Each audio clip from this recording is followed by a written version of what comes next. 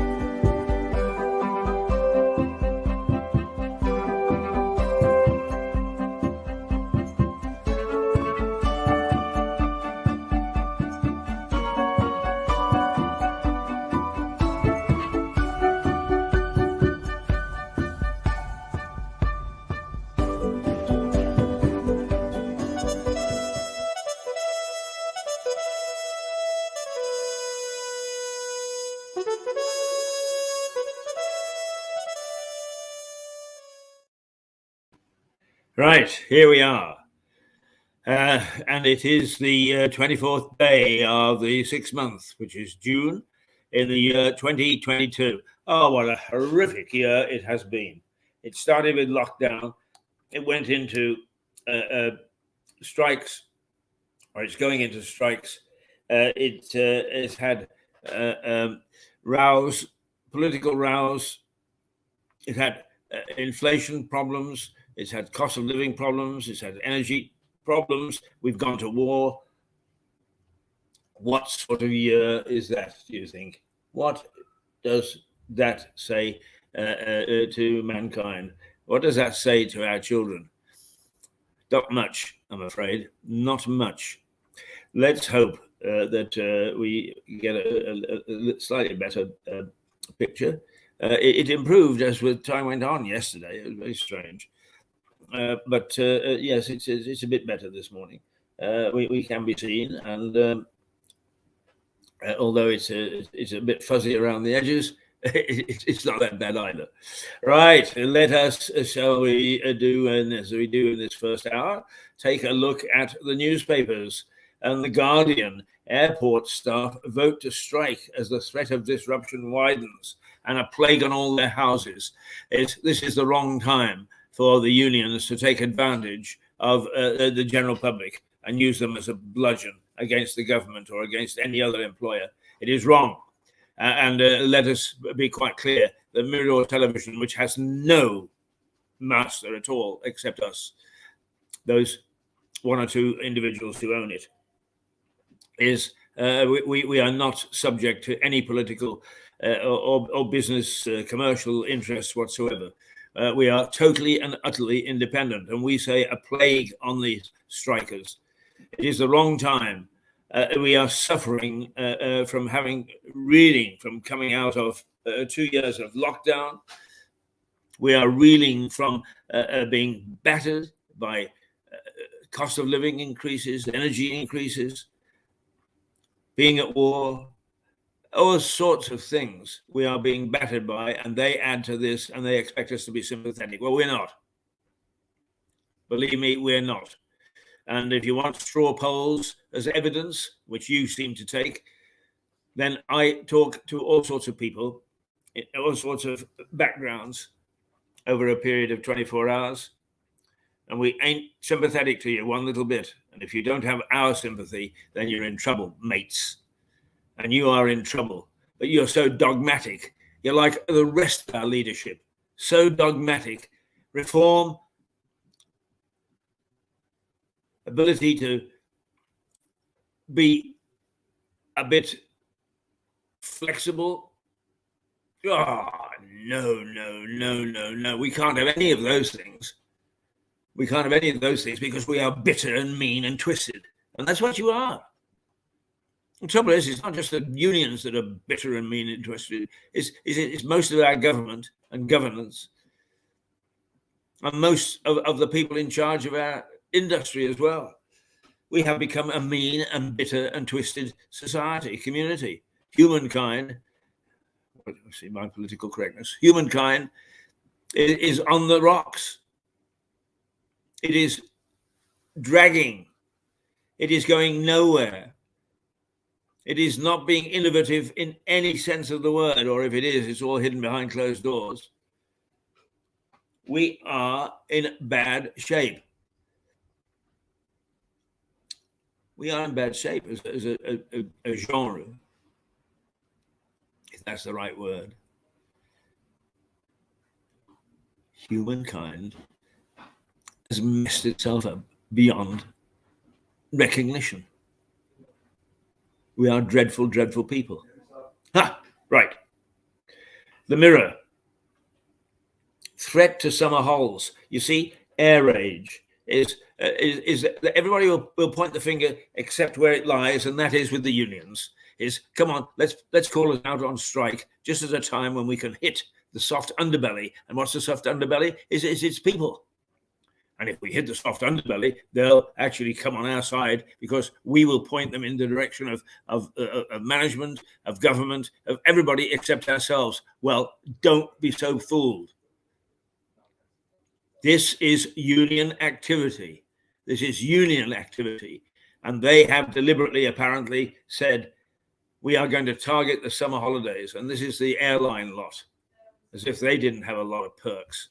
You know, it's amazing the people that go on strike are the people with all the perks. What I would do is I would strip everybody of perks. No perks. You work in a chocolate shop, you don't help yourself to a chocolate. It's that simple. You work in an airline, you don't help yourself to a flight. It's that simple. You work a whole host of other things so you don't help yourself to anything. And particularly if you're an MP, what you do is you wash your hands of all the perks that you've got. And don't tell me that you've got them because you work very hard. We all work very hard. I get up at 6 o'clock in the morning, actually, generally about 5:30, to get in and start this little television station. I often don't get home until 4 or 5. And I don't take much of a break at lunchtime either. Often not at all. Don't tell me about your hard work because I don't get any perks. None. And I get by. Why don't you get by? Oh, dearie me. Don't you know who we are? We're MPs. Yes. Do you remember what an MP is? A servant of the people. How is it that the servants seem to have more perks than the masters? Not seem to, they do. What sort of servant is that? Come off, get off the pot. Our society is turned upside down and inside out. We are silly, and we're silly to put up with it. And this television station does not want to put up with it. It yells and screams and stamps its little feet. It doesn't matter whether we're talking about government. It doesn't matter whether we're talking about charities. It doesn't matter whether we're talking about public service. It doesn't matter what we're talking about. If we believe that there is room for improvement, we say so. And believe me, there is room for improvement right across the board at the moment. Air rage, yes. I know who's angry. It's us. Metro, terminal chaos. The move could leave holidaymakers stranded. This is the withdrawal of Labour. Staff are planning to walk out in July and August. Thank you, staff. Yeah, and next time when I see a note that says, do not abuse our staff, I shall swallow in a very undignified way, knowing that behind those silly smiles that they've got and those pretty costumes that they wear is somebody who is vicious enough to take away my summer holidays, vicious enough to stop me from traveling to see Aunt Maud, vicious enough to make sure that I'm locked up in my own little world. So I may not abuse you because you say don't, but mentally I'll be abusing you. And don't give me that sickly smile because it doesn't prove anything anymore. It doesn't help. Terminal chaos. BA's summer holiday strike set to cause turmoil at Heathrow. That's the Independent. The Financial Times. Summer of discontent fears rise as BA staff vote for holiday strike. Oh, yeah, you're all loving it, aren't you? Well, I'll tell you, we have enough problems coming out of lockdown. We haven't felt half the consequences of lockdown yet. Not half of it. And if you don't ask yourself, the question is, who is going to pay for the fact that all sorts of people stayed 80% in work during lockdown and didn't do a damn thing? Then you're as naive as some of the people that we've got sitting in Parliament. Oh, dear, dear, dear. Dear, dear, dear, dear. It really upsets me at what's happening to this country and to the people in it. The Daily Mail. Boris's Rwanda rebuke to Prince Charles. Now, it doesn't matter whether the rights or the wrongs, but Charles has a habit of poking his nose in with some of his ideas. I don't disagree with some of his ideas, but his mother has been a model of propriety in a constitutional monarchy, and Charles seems to be hell-bent to upset that balance. He can't keep his fingers out. He writes copious letters to prime ministers, to ministers, to anybody who will listen. Sometimes good ideas, but quite often half-baked ideas as well. Half-baked. And he is taking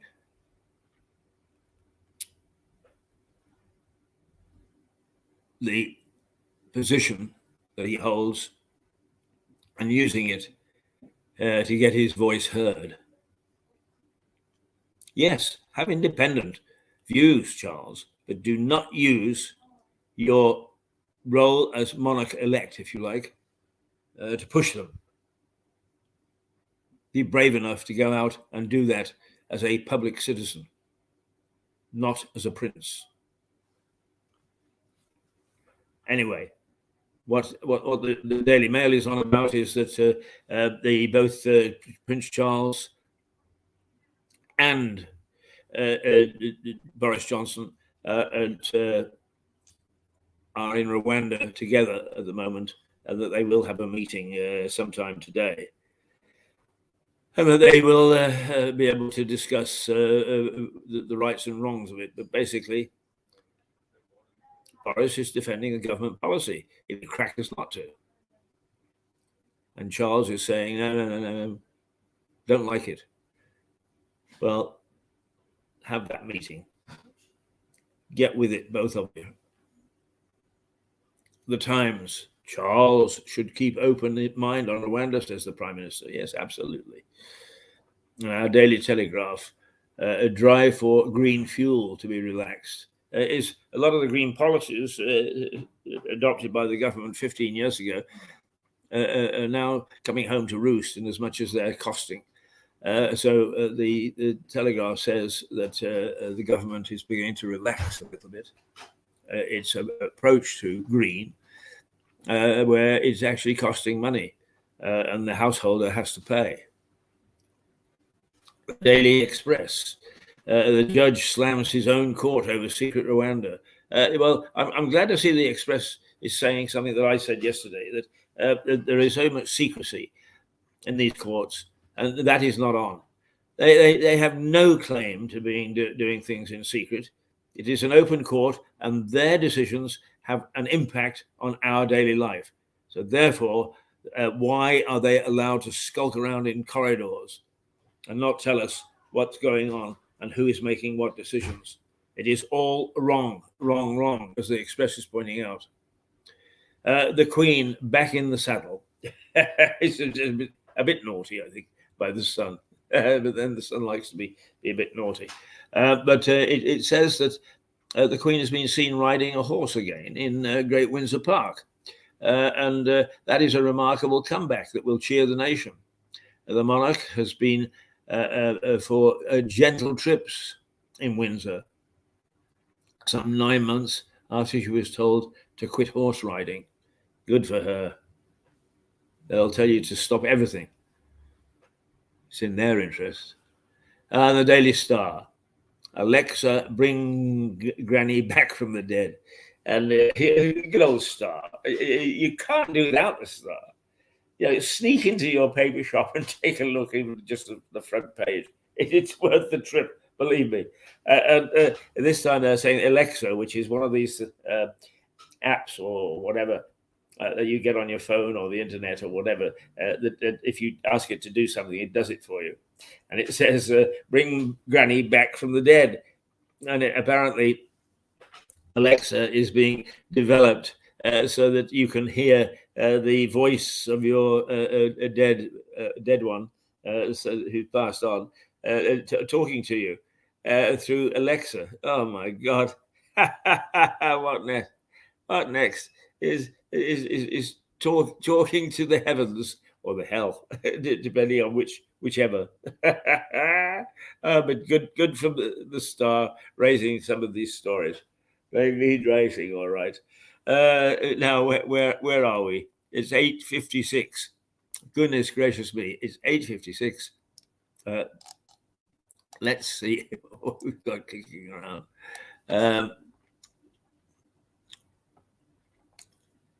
Now, I've got here something called News and Events Pilot 2.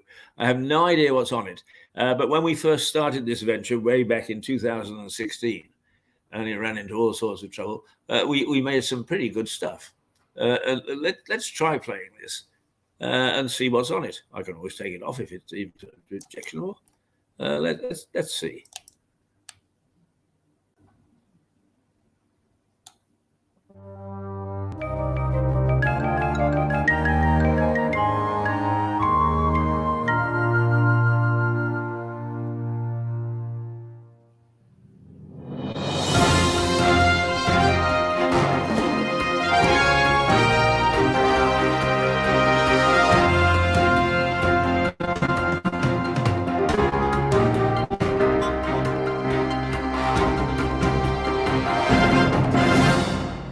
Now, Spotlight, the South Downs TV news review of the week with Sophie Harris and Paul Yates. Anger in Lewes is rising as the closure of Lewes Post Office still looms.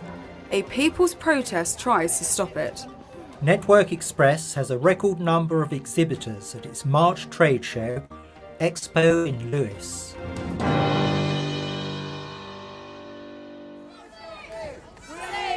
Protesters took to the streets last weekend to try and prevent the post office on Lewes High Street being closed down. Hi, I'm Sophie Harris. In the middle of January, Post Office headquarters said it was closing down its local branch in Lewes. The plan is to offer the outlet to a local retailer as a franchise operation. Lewes Post Office has stood on the same site at the top of the high street for more than 100 years, but its future is now under threat. The reaction in Lewes has been very vocal. Lewes residents are concerned that the service and the town will suffer if the post office is forced out of this lovely Victorian building, and they're not taking it lying down. Hundreds of banner-carrying people marched from the castle grounds onto the high street. Many of them have signed a petition calling for the sale to be cancelled. But so far, post office executives have failed to react. What are your thoughts on the closure? I think it would be a terrible shame for the county town not to have a proper post office because, it's not as if it's not well used. It has, at the moment, right now, the queue is out the door. Well, I think it's a real difficulty for a place like Lewes with so many elderly people that use the post office regularly. It's a vital community source, let alone a service, and it's very comprehensive, and it's just such a great pity that it's closing. It's completely absurd. If it's cost cutting, that's nonsense because people will lose their jobs. It's one of the most popular post offices in the country and it's always absolutely packed. A leader of the protest says that anger is being stoked by the lack of response from officials. I'm hoping it will highlight our passion in Lewes. We're very creative people that live here, and I'm hoping this will inspire the other post offices to hold similar events in a very peaceful, organic, natural way. And we can together, if we get 100,000 signatures, we can all ask Parliament to actually speak to them and go, can you not do this? Can we actually work together on this? So that's what this demonstration has been about today.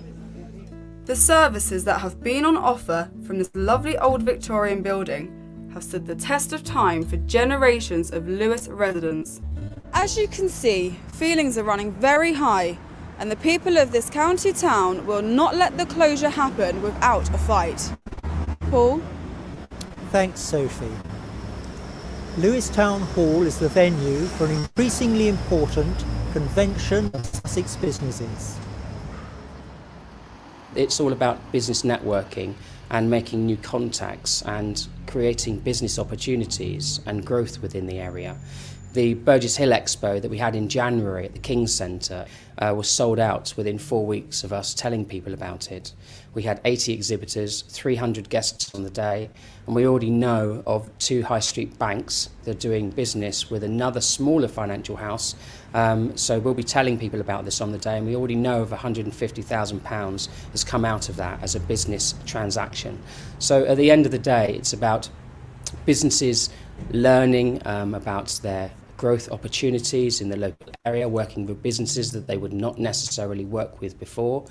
And I suppose in the long-term kind of process of everything is to grow it and get it established so that it becomes a well-known brand in the local area. We've only just launched NetXP, which is a shortened abbreviation of Network Express, the right platform for business success. That's the strapline for the business. So NetXP is just a small abbreviation of that, but it is growing very quickly, and already we've had a finance house approach us asking to buy elements of the business. So what would your message be then for the expo? I suppose from a two-pronged attack, get on the train from Brighton and Buckfield and Hove or wherever you are, and spend the day in Lewes and come to our expo and see what we're all about. Win an iPad if you would like one, and if you're coming from the local area, get behind us because we're here to stay. Lewes Expo sets out its stalls in Lewes Town Hall on Thursday, March the 17th. Trains in Lewes, but it's not quite the ticket, as Sophie has found out.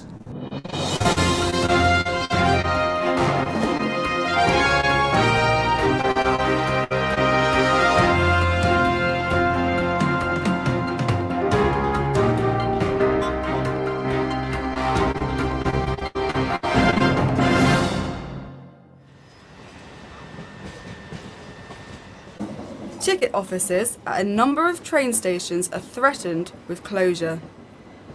Southern Rail say that Falmouth and Polegate counters will be closed. Later, Lewes Station will only be open from 7 in the morning until 10 o'clock. Train officials say they plan to re-educate passengers into using ticket machines and Oyster cards. The main Rail Workers Union, RMT, are fighting the closures, but Southern Rail says that already a majority of its passengers get prepaid tickets. The first set of ticket closures could be as early as June, but whole-scale closures will have to be approved by the Department of Transport after public consultation. Late trains are always the talking point, but also, of course, is the weather.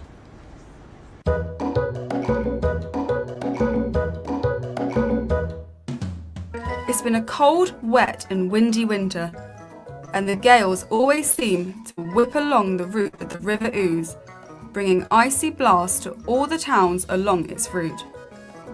So a little daydreaming goes a long way, making you think of summer days on the river. The Lewes to Newhaven raft race has always been the highlight of the summer. But last year it broke new ground, which organisers Lewes and District Roundtable hope will enhance the anticipation of this year's contest. About a dozen gaily decorated homemade rafts took part, and last year was the 40th anniversary of those colourful races which started in 1975. Also, last year was the first time the rafts went through the town, starting by Tesco and plying their way through the town centre to Newhaven Marina. The race was the centrepiece of a regatta, the first regatta to be held on the Ouse in 100 years. Crews get pelted with eggs, flour and other squirty, disgusting missiles, but take it all in good part.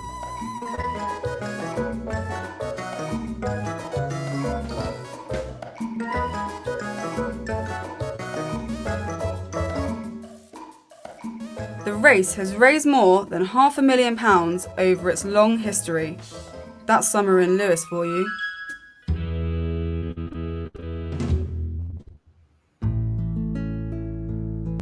Locals in Ripe have staged their own protest to keep the village pub, the Lamb, from closing down. The ancient inn is under threat of demolition to make space for houses. Despite an £80,000 investment from brewers Shepherd's Neame, the pub has ceased to be financially viable. Events coming up. A recruitment fair for digital students is on the 16th of March at South Downs College. The Community Land Trust recruitment meeting took place at St John's Sub Castro on March the 2nd. New plans now in the works. Sunday, May the 8th in Newhaven, there'll be a clean air 5-kilometre race in response to recently exposed dangers of nitrogen dioxide in the atmosphere. And finally, members of the Skates House presented a petition to Lewes District Council urging a rethink on the demolition of their skateboarding facility, presently now in North Street. That's it for this week. Join us again next week for a further update on what's happening in and around Lewes. Have you brought the skateboard, Paul? No, I thought you'd got it. Oh well.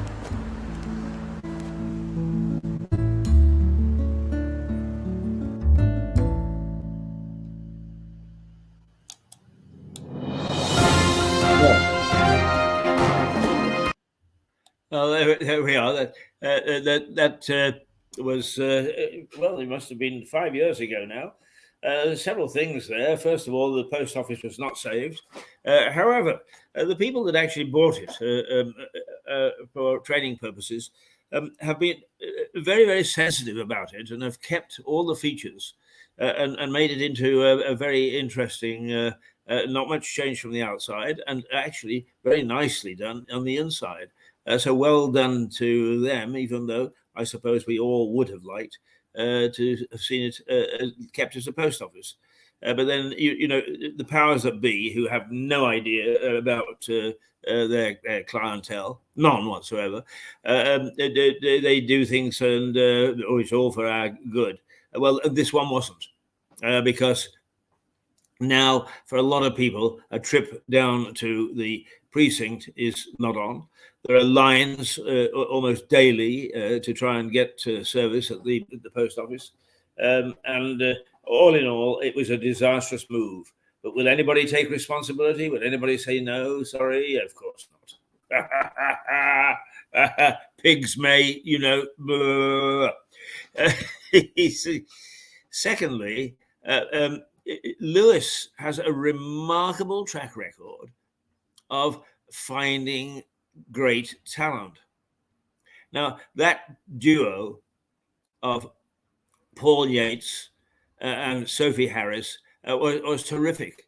They bounced off one another. They worked well together. They came up with some good stories. It was a very, very good combination. The big problem is that starting some of these things takes money, and very few people are willing to invest in local stuff. I think actually it may be changing, because now with Netflix on the down and the BBC and ITV, their news is absolutely pathetic and useless. And people are nationally jumping into the gap that's left, like GB TV News. I think it's GB News, GB TV. Anyway, so those sort of things are happening. But in Lewis, we've now had a remarkable pool of talent for TV. Good stuff. There was Paul and Sophie.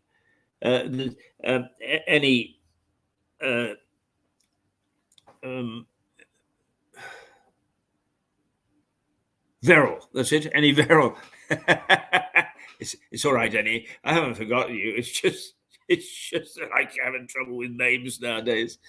And Lana Daniels, all terrific talent, should have been on national television. Any one of the four, or all four, should have been on national television.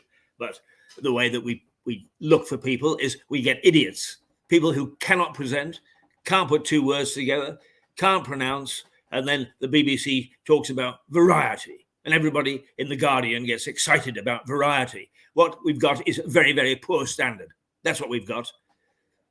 And here in Lewis, we've got some really good people who we can't keep in the industry. How sad. How very, very sad. I'd like to do something about it, but just keeping this television station going at the moment is tough. We got no help in lockdown.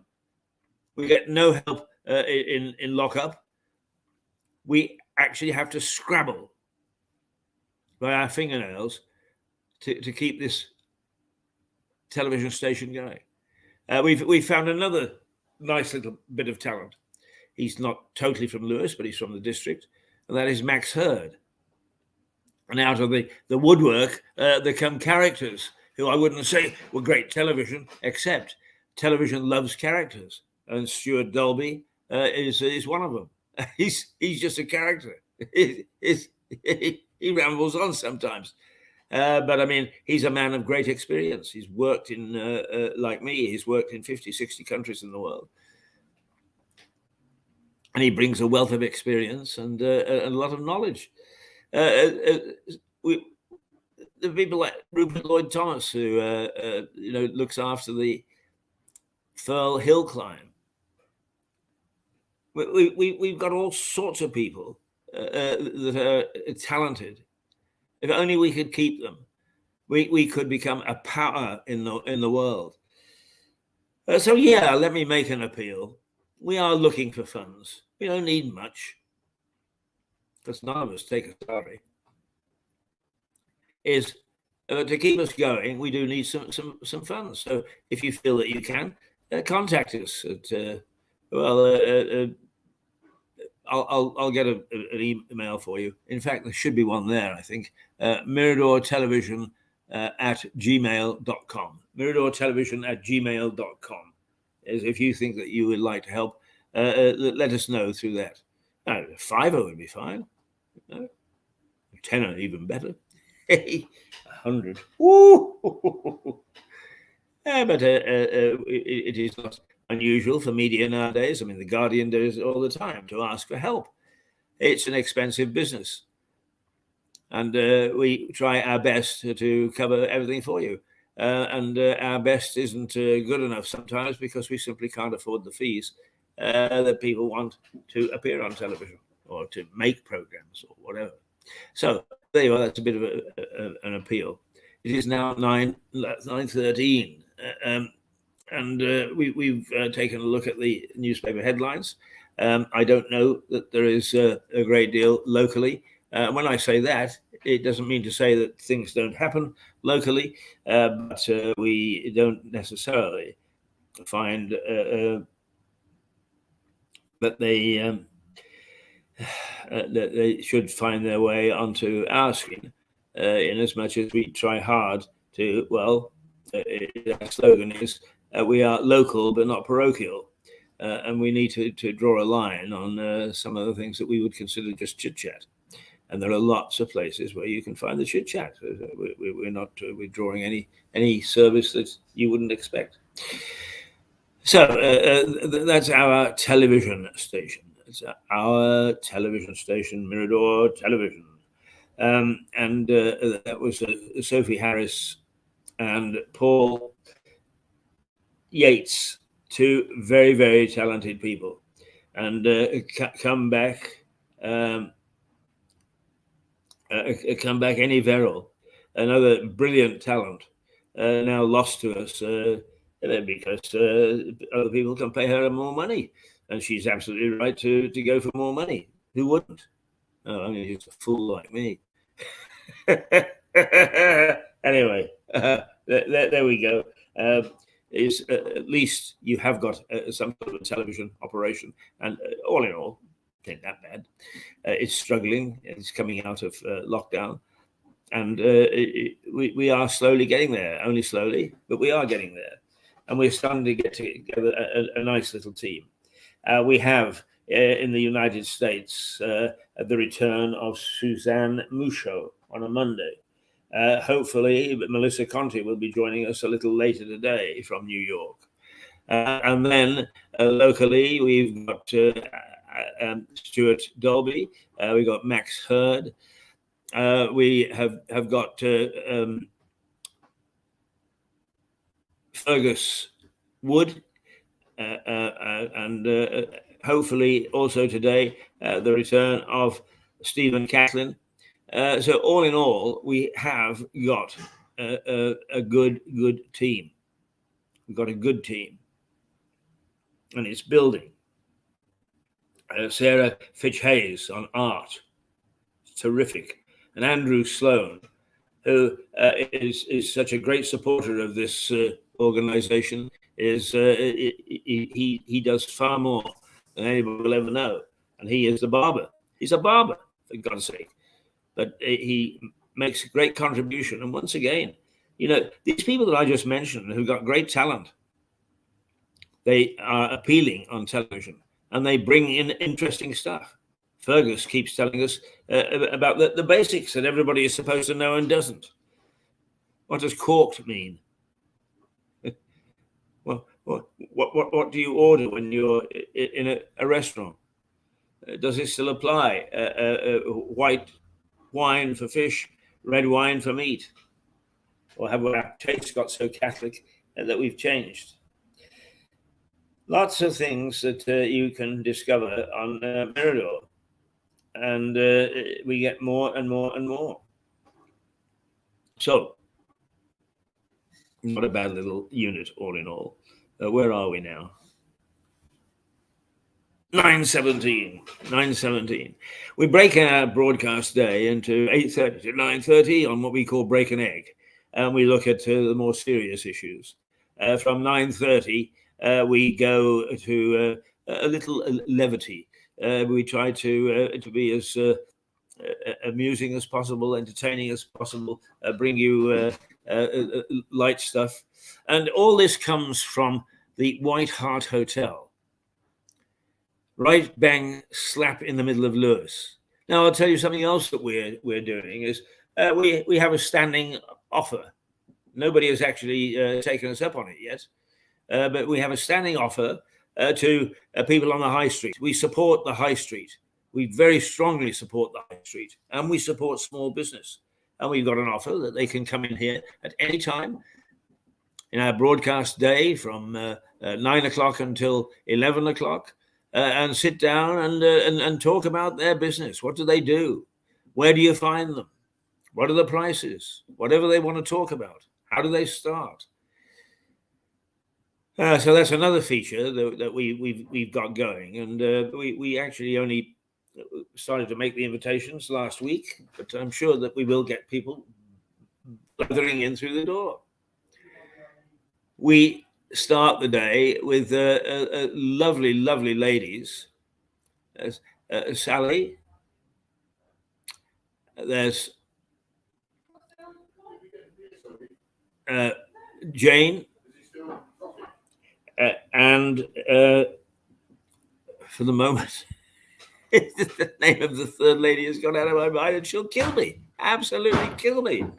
But that's the trouble. Good morning. And here is the man that keeps this whole place ticking. How are you this morning? Oh, fine, thank you. There you go. You see, they're all bright and breezy. They're a lovely staff here. They really are. The atmosphere is terrific first thing in the morning. Well, it's terrific throughout the day, but first thing in the morning is when we actually get going. There we are. That's the sort of atmosphere that's here. And that's the sort of atmosphere that we're trying to create in Lewes in itself. It was a vibrant town. It had the stuffing knocked out of it during lockdown. The politicians have ripped it apart. There is no council here anymore. Although the town council is beginning to take on rather more responsibility and a higher profile. So we've got a town council.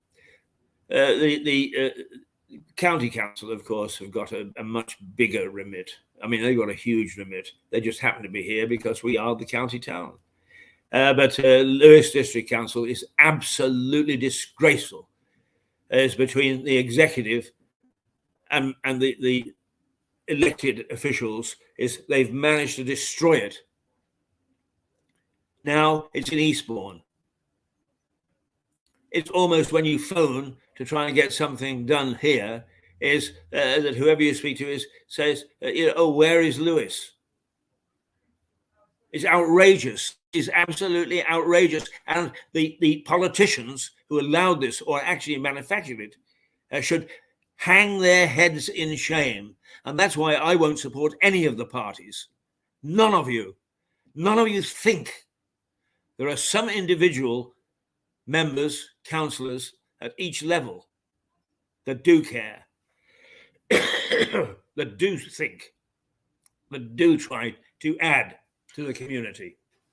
But as a group and as political parties, you're a shambles.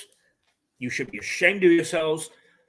And if you've got any honour at all, I would have a mass resignation and start out all over again. That's how I feel about you. You've done nothing to help this town.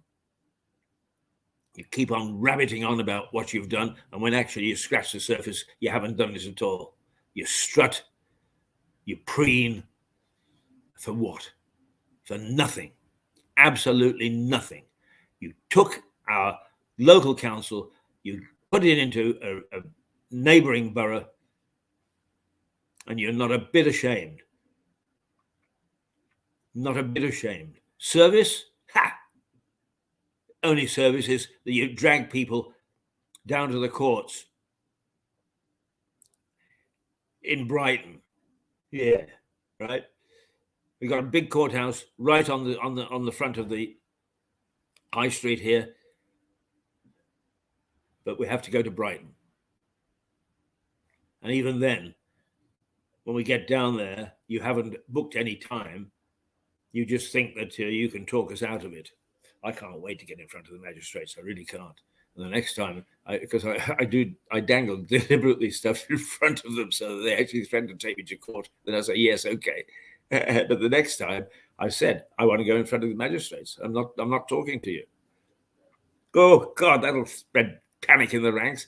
The last thing they want, and I've had council officials say, oh God, no, is we really don't want to go into a magistrates court. They really don't, but they are bullies. They're nasty, mean people. There aren't many nice people on our local district council. And as for the people who are politicians, they're as duplicitous as any in the country.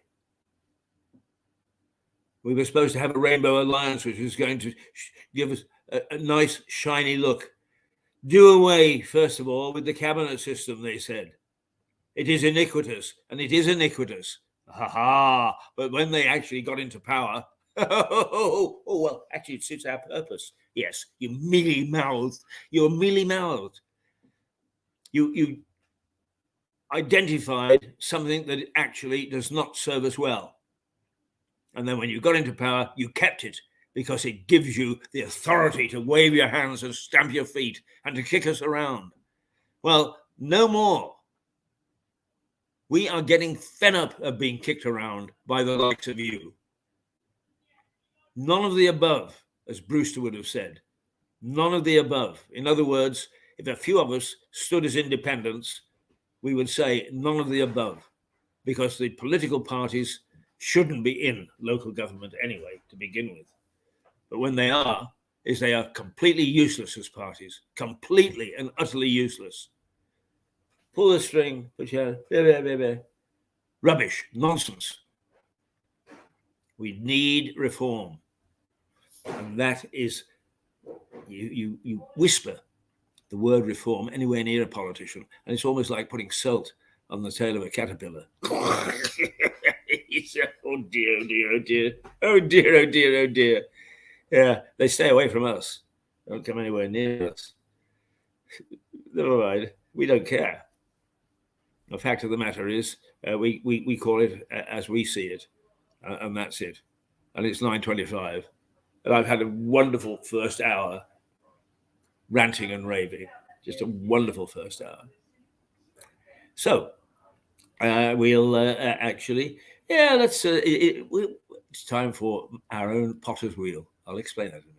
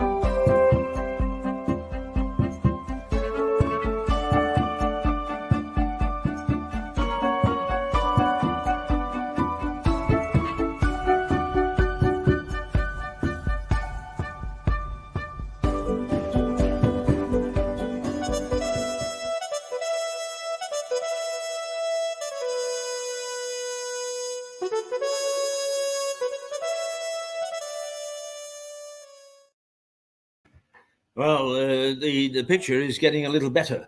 I'm happy to say.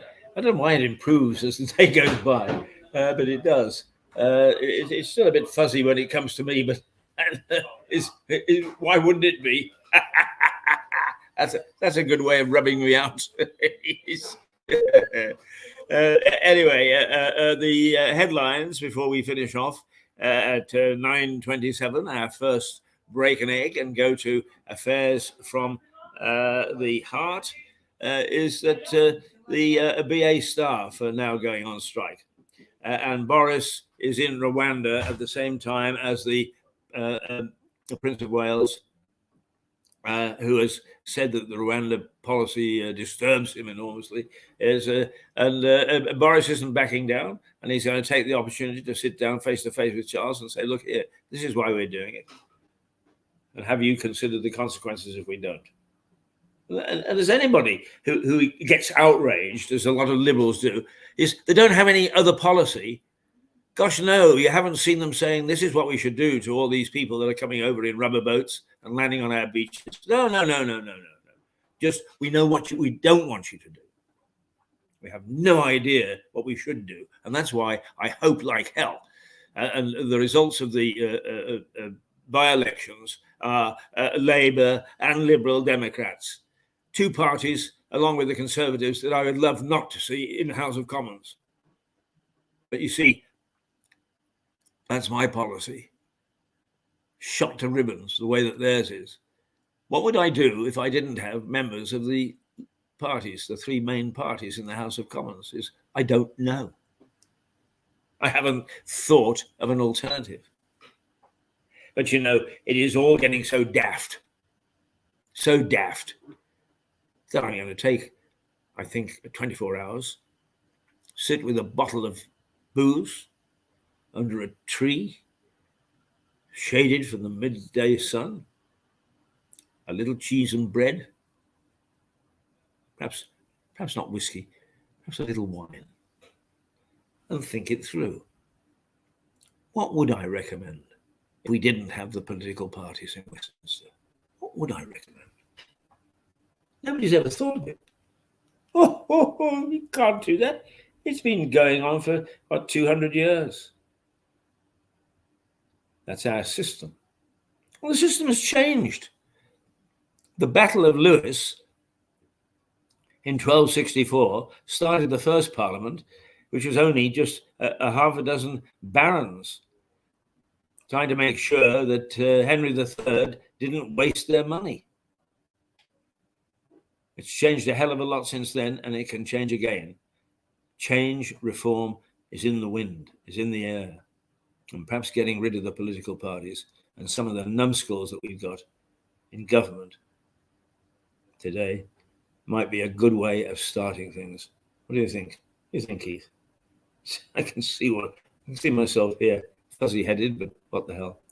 All right, it is 9:30, and we need to find something to show you as a break, taking us into the next couple of hours.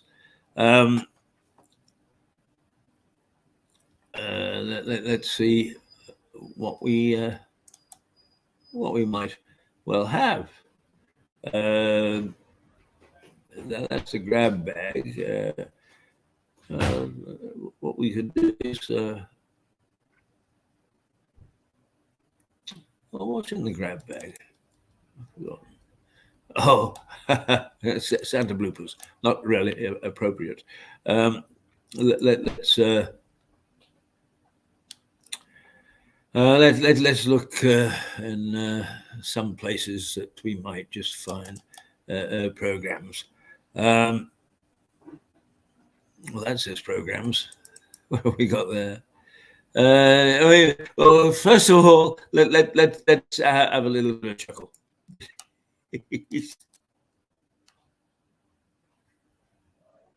Busy doing nothing, working the whole day through, trying to find lots of things not to do.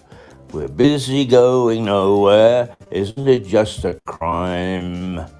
We'd like to be unhappy, but we never do have the time.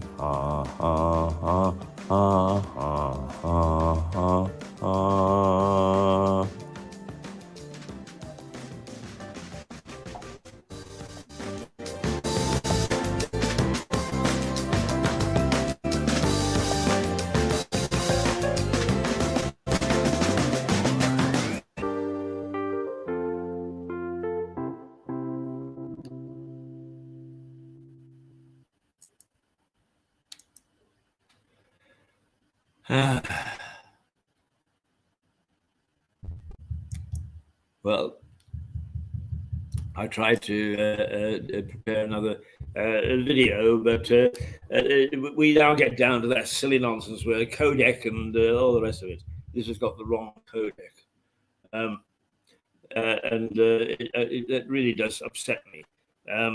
So much so, let's have a go at the energy companies. Well done, the energy companies. They're full of bright ideas to help their customers. Now they've made power so expensive that for an average house such as this, you can't afford to heat it. So you don't need appliances such as this. But that means you also don't need a fridge. because you can keep your groceries cool and fresh without it. The house is cold enough. Well done, chaps. Across the road, at the Crown Court. You can't come on telly then, I presume. Sorry? You can't come on telly. No, what are you up to? Well, with a little local thing we broadcast here on a daily basis. Oh, yeah, no, yeah. I rather wouldn't. No, I understand. Yeah.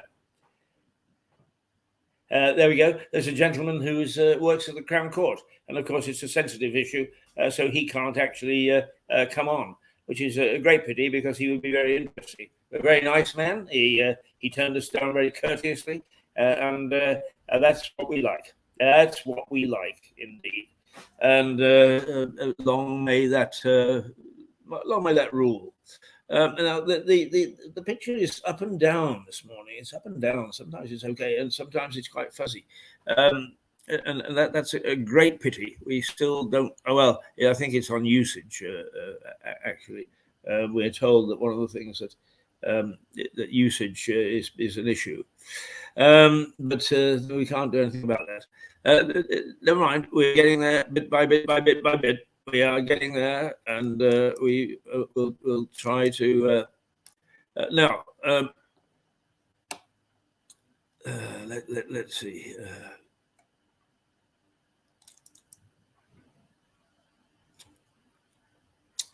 Here's something that we haven't played for a few days.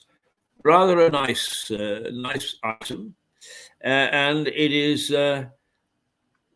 It's put together by some recent graduates. They did this as students at Brighton University, and we rather like it because we're fans of Mad Jack Fuller's. Even though you want to pull our hair, he was a great supporter of slavery. The thing is that the money he made from it is he really spread around in the most beneficent way. And you wouldn't actually have television if it wasn't for Mad Jack and the money he made off slavery. I dare those who actually like to pull down statues and so on is to turn off all our television sets. Haven't got the courage to do that, have you? No, not a bit of it. Not a bit of it.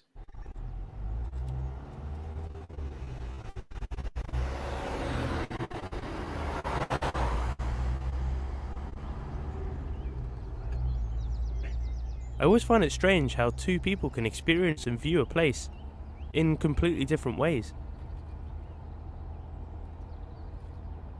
Jack Fuller was born into money, and at the age of 20 he moved to Brightling in East Sussex after inheriting land and a fortune from his uncle Rose. At the age of 22, Fuller became the Member of Parliament for Southampton. Fuller lost his seat after a vicious row over his support for slavery. This was the time when he began to focus more on his estate and his love of combining art and science. I moved down from Glasgow to Sussex when I was 9 years old, and that would be in 2003. I first saw the Follies when my granddad was driving me through Brightling, and I remember looking at them and just asking them what these strange buildings were.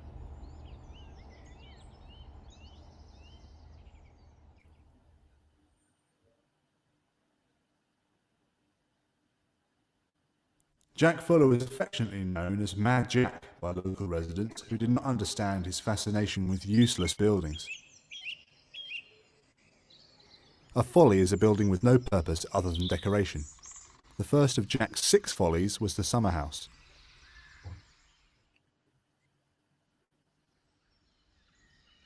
Jack was a keen gambler, and he entered into a wager that he could see the spire of Dallington Church from his window. Upon realising that he was mistaken, he quickly constructed the sugarloaf to very effectively mimic the church spire.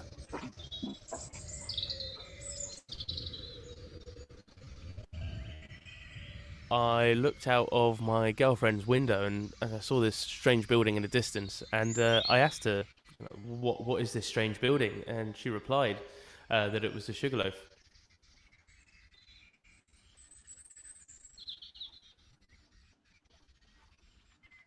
The first time I went, I remember I took my girlfriend there and I gave her a love letter.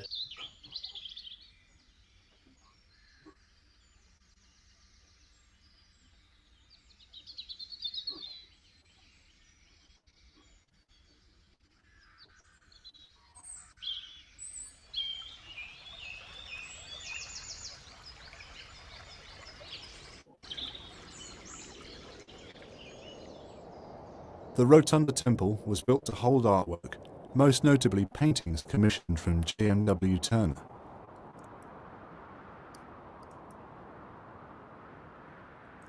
Jack was a philanthropist, and during an economic depression, he hired hundreds of local labourers to build a huge wall around his estate. However, the wall did not stop trespassers.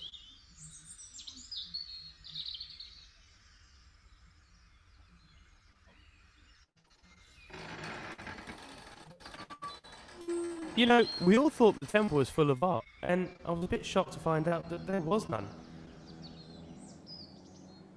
All I found when I first went in was graffiti left from the Canadian Air Force that was stationed on the estate during the Second World War.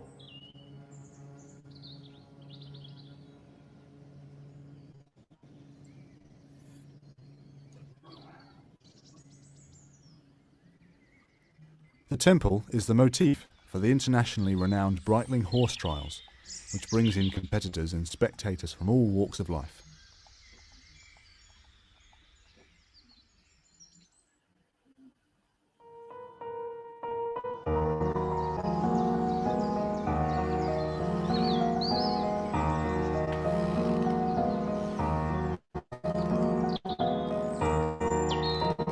The Hermit's Watchtower was built so that Jack could survey his land and have views of the sea.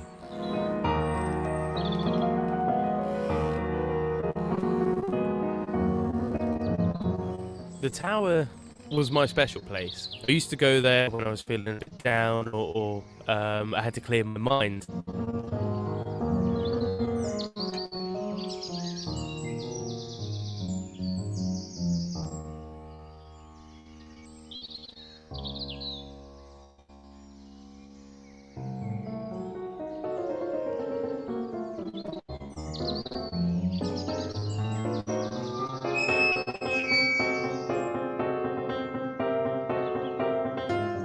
As you go up the stairs on the right hand side, my girlfriend's initials are still there. Mine, well, are not there anymore.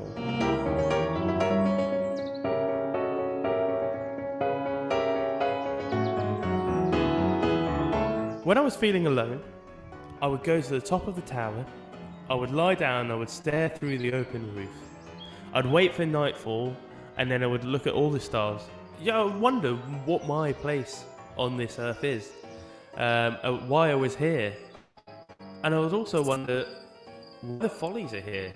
And you know, it dawned on me that the Follies aligned almost with the stars, and it feels like some of them are there to replicate Orion's belt, others are there to, you know, to be individual stars, like the observatory would be Betelgeuse.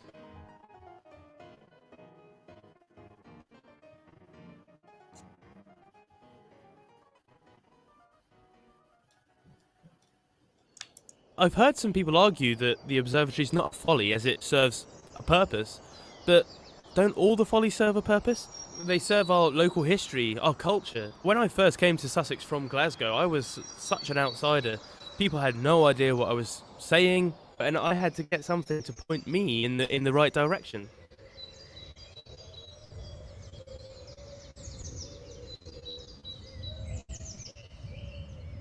The obelisk dominates the landscape and is the second highest point in Sussex.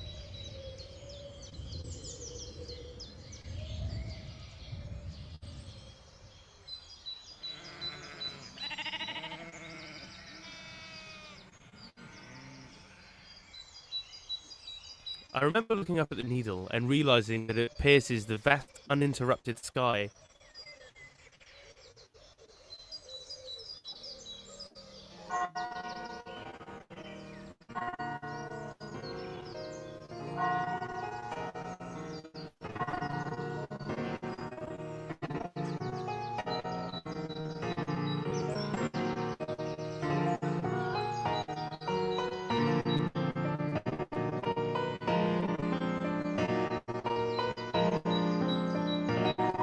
Jack Fuller commissioned the pyramid to be his mausoleum 24 years before his death. This immense structure draws attention away from the Thomas à Becket church, in whose graveyard it stands.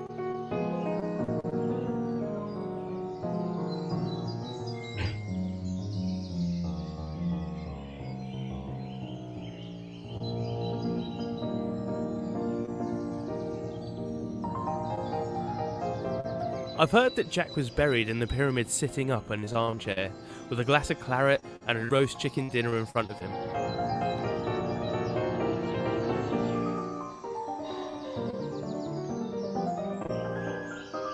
The follies are all focal points, but don't let them fool you. Their place in the landscape belies their size and their distance. At the beginning I was hungry to consume them, and I had rushed to each one in turn. But a short distance turned into a mile, a run into a trek. At last, I grew to love the surroundings and adopted the follies as guides rather than destinations.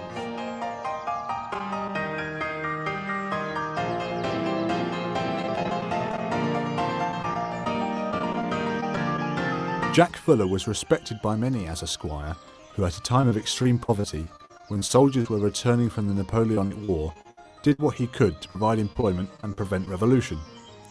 He was ridiculed by others for his views on slavery and his obsession with erecting follies while people were going hungry.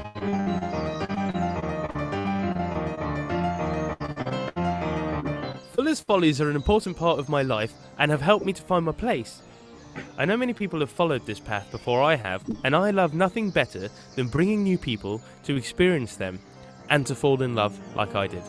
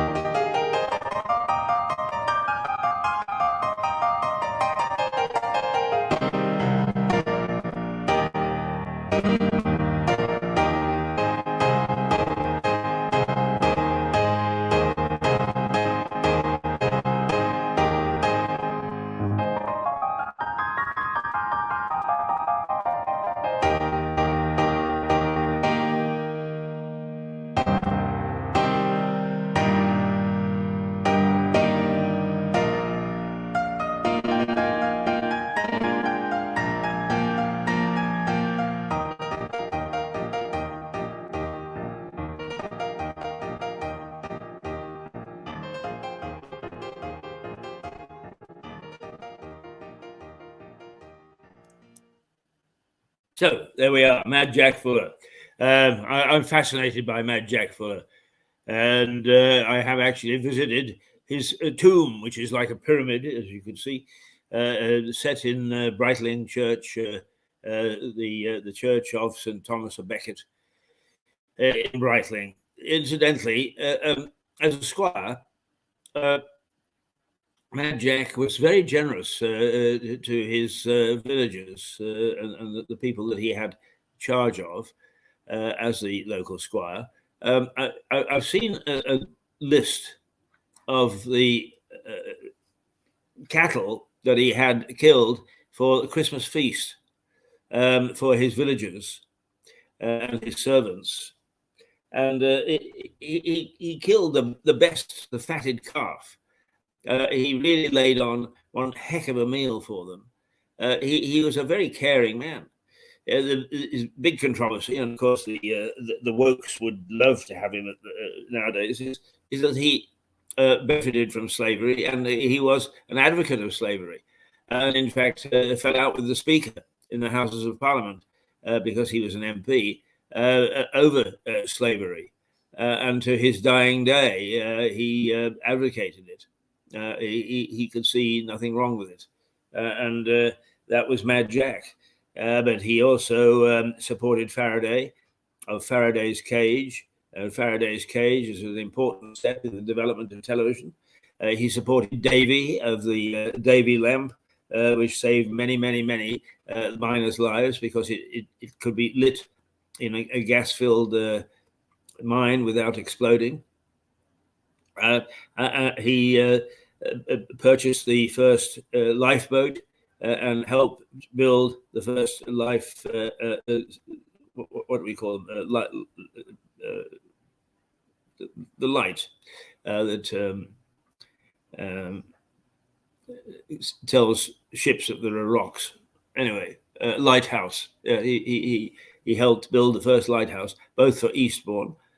He's a very generous man with his money. That's apart from building all those follies, which some say is he was so patriotic that those follies were wherever he happened to be, he could climb to the top. And if in fact we were beating the French in the Napoleonic Wars, he could see it and he could race down and tell everybody, ring the bells, we're on the up, we're doing very well. Okay, let me just very quickly go through the newspaper this video. The newspaper headlines: BA staff to strike and Boris Rwanda rebuke. The Guardian: airport staff vote to strike as the threat of disruption widens. The Mirror is air rage because the British Airways ground staff are going on strike. The Metro terminal chaos, much the same thing, and that in fact, because there are too few people hired and working for the airlines that and the terminals at Heathrow, that things are a complete and utter mess. The BA summer holiday strike set to cause turmoil at Heathrow. Yes, well done, the unions. Financial Times: summer of discontent fears as BA staff vote for a holiday strike. The Daily Mail: Boris's rebuke to Prince Charles. The two of them find themselves in Rwanda. They disagree on the government's policy of sending refugees by plane to they call them camps, but in fact they're hotels, really, holiday centers in Rwanda. Charles says it's despicable, and Boris says, hang on, what else would you have us do? The Times: Charles should keep open mind on Rwanda, says the Prime Minister. And the Daily Telegraph: drive for green, fuel to be relaxed. In other words, the very stringent rules that the government has followed in the last 10 years or so at its own remit is going to be relaxed because it's too expensive. We don't have the alternatives, and so now we need to. We're opening up coal mines, as Stuart Dolby pointed out on Wednesday. The Daily Express: judge slams his own court over secret Rwanda ruling, and the secrecy of the European courts is brought into focus, and so it should be. You haven't got the courage of your conviction, don't do it. The Sun: Queen back in the saddle. Apparently the Queen has been spotted riding again in the Great Windsor Park. The Daily Star, good old Daily Star, what it says is Alexa, this thing that does what you tell it through the computer, is going to bring back Granny from Grey. In other words, it's going to be able to restore some of the voices that she had, and keep you up to date with what Granny is doing now. She's in heaven or hell. That damned elusive Pimpernel. Okay, those are the headlines. We are now at 9:53, coming up to 10 o'clock. Hopefully we will have Melissa joining us from New York. They have to get up very early in New York to join us. Not an easy thing to do. And we may have Stephen Catlin this morning. It'll be a very nice, complete morning if we have those two. But for the moment, I noticed something that if I can just find it now, is sharing. I'm looking back at a number of the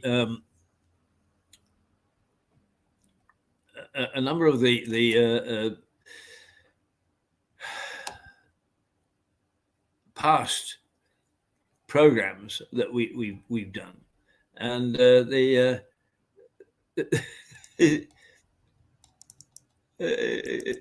few have come to light.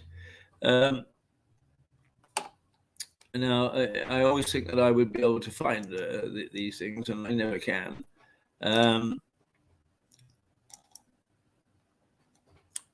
So let's see here, because we used to in the very early days, and we'd got more resources, make proper programs. And one that we did was called Catch 'em, and I showed yesterday the first one that we made, and here's the second one, which saw the light of day. And once again, this is what was going on 5 years ago. So don't phone the police and say, what the hell are you doing about this? Because it's past stuff. But I thought, yes, it is interesting to see what on earth we were doing.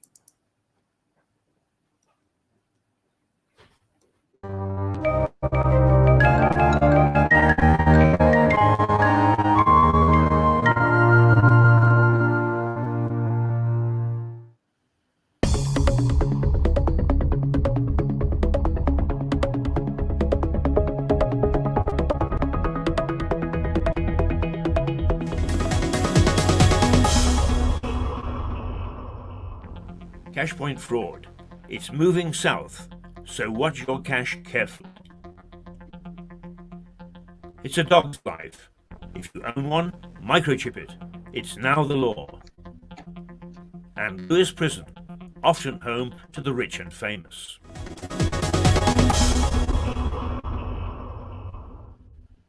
A newspaper, please, Dawn. Certainly, Keith. There we go. Thank you very much. There you go.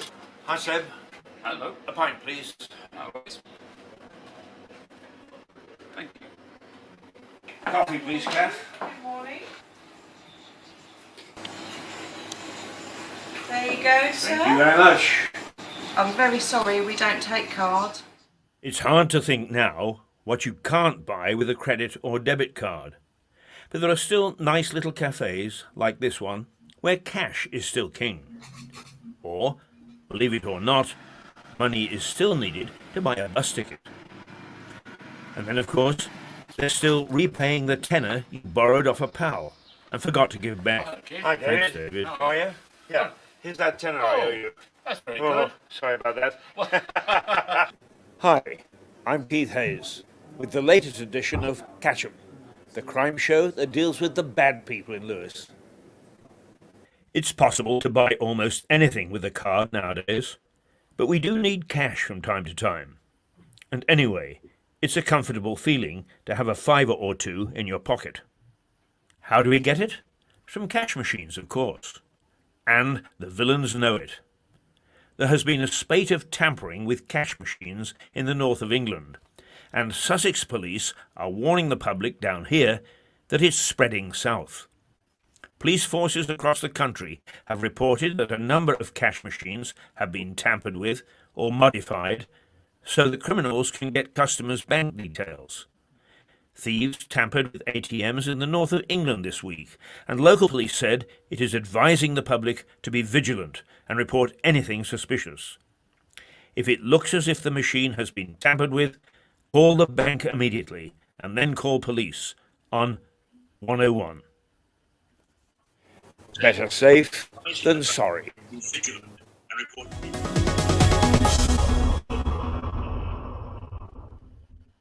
We're a nation of pet lovers.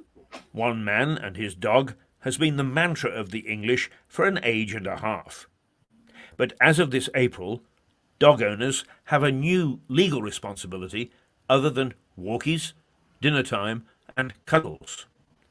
All dogs throughout the UK must be microchipped. Owners who fail to comply face a fine of £500.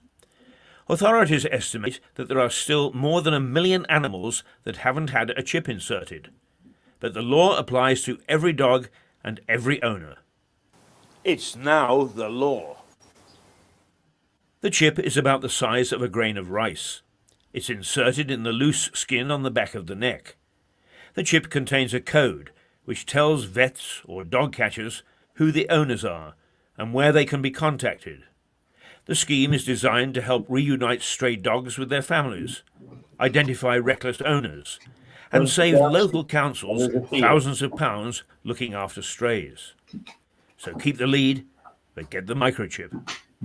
It's now the law.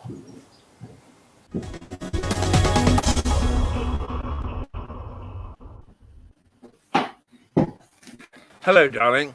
I'll be late home for dinner. How very thoughtful of me to let the good lady know. But if you do it while driving your car on your handheld mobile, it will be an expensive meal. If the police catch you, you'll get 3 penalty points on your licence, Are we doing anything this morning? £100 fine. And if you have been particularly dangerous while driving, the fine could rise to £1,000 and being disqualified from driving. It's dangerous and has cost lives.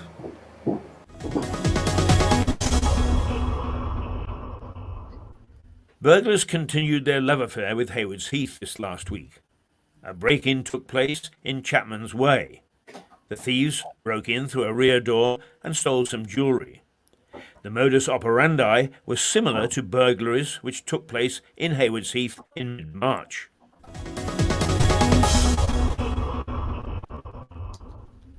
Intruders were disturbed in Sycamore Drive, Burgess Hill. 3 men in dark clothing were seen fleeing the scene before stealing anything valuable. Also in Burgess Hill, a man was assaulted in the early hours of the morning last week by a stranger. The victim's jaw was broken. Police are appealing for witnesses. Because the results didn't come until about 3 o'clock in the morning. Yes, well, the late. Police are searching for a bold robber who threatened a Poundland store owner in Crowborough with a knife. The robber staged the hold-up in broad daylight, just before noon on Good Friday. Going through all the there is also an appeal for witnesses to a 3-car crash on the A267 at Crossing. It's a bit too late for them. 1 woman was seriously injured in the collision, while others sustained minor injuries. The cars involved were a blue Volkswagen Polo, a grey Seat XAO, and a red BMW 320. If you witness the accident, call police on 101. Witnesses are also sought after a bus crashed with 2 cars on South Coast Road, Peacehaven, while a coach carrying 45 elderly passengers tipped into a ditch near Firle last Wednesday. No one was hurt. Big countries in the empire. Standing on the outskirts of Lewes, the town's jail looks formidable. It was built in 1853, and over the years has played host to a number of famous names from the world of crime. The Russian prisoners from the Crimea War, who were held in the old naval prison, have become famous over time. There's a monument in St. John sub Castro churchyard to those inmates who died while in captivity. It's paid for by Russia. I'm still waiting. A play has been written about it, and only recently the Russian ambassador paid a visit to the site. Less well known is that 300 Finnish grenadiers fighting for the Russians were incarcerated in Lewes jail, not the naval prison. They were the new prison's first inmates. Several leaders of the Irish Easter Uprising in Dublin of 1916 were held there. They included Eamon Valera, later the Republic's first president and Prime Minister. The whole country. Probably the most famous murderer in the prison was John George Hayes. He was known as the acid bath murderer. That's the way he tried to disperse of his victims. He appeared at Lewes Assize Court in July 1949 and was found guilty in just 17 minutes. He was hanged by the then famous Albert Pierrepoint in August 1949. The chief executive is in a notorious local murder in 1912 saw John Williams hanged in Lewes prison.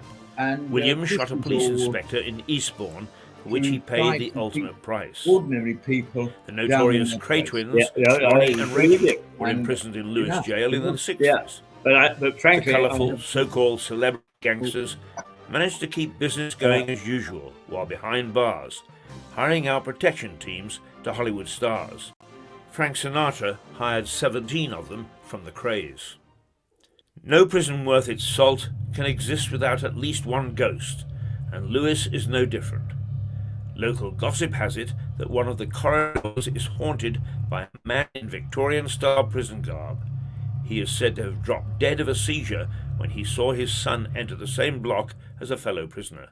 So keep your eyes peeled as you pass the prison on the way out of Lewes on the road to Brighton. You never know what you might see.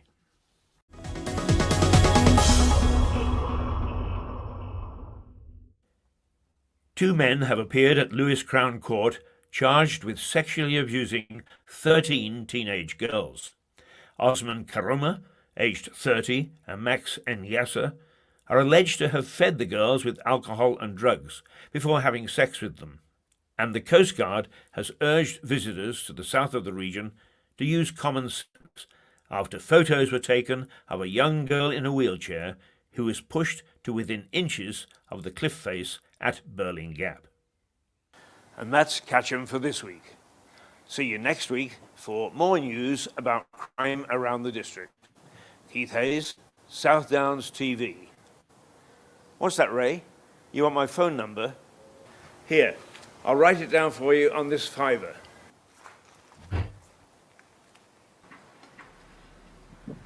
That way you won't forget it. Neither will I. It's illegal to write on a banknote. Here, Ray, give me my fiver back.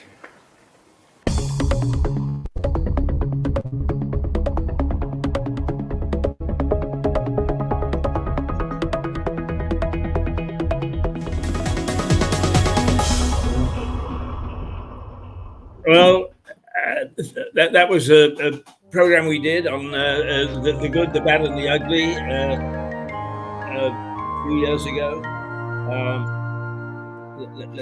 Let's shut it down. And I'm happy to say that with me, the return of the native, Stephen Catlin, who was a regular with us for several years, but had to really stand down, I suppose, in case of conflict of interest, because he became mayor. And if I may say so, he's only just finished his stint as mayor, and that was a golden year. It was a golden year, Stephen, and I know that you're a very modest man and that I'm embarrassing you. But we had an excellent mayor, and he got involved in all sorts of things and was a leader. The town council is limited in what it can do, but it can show leadership, and it certainly did under Stephen.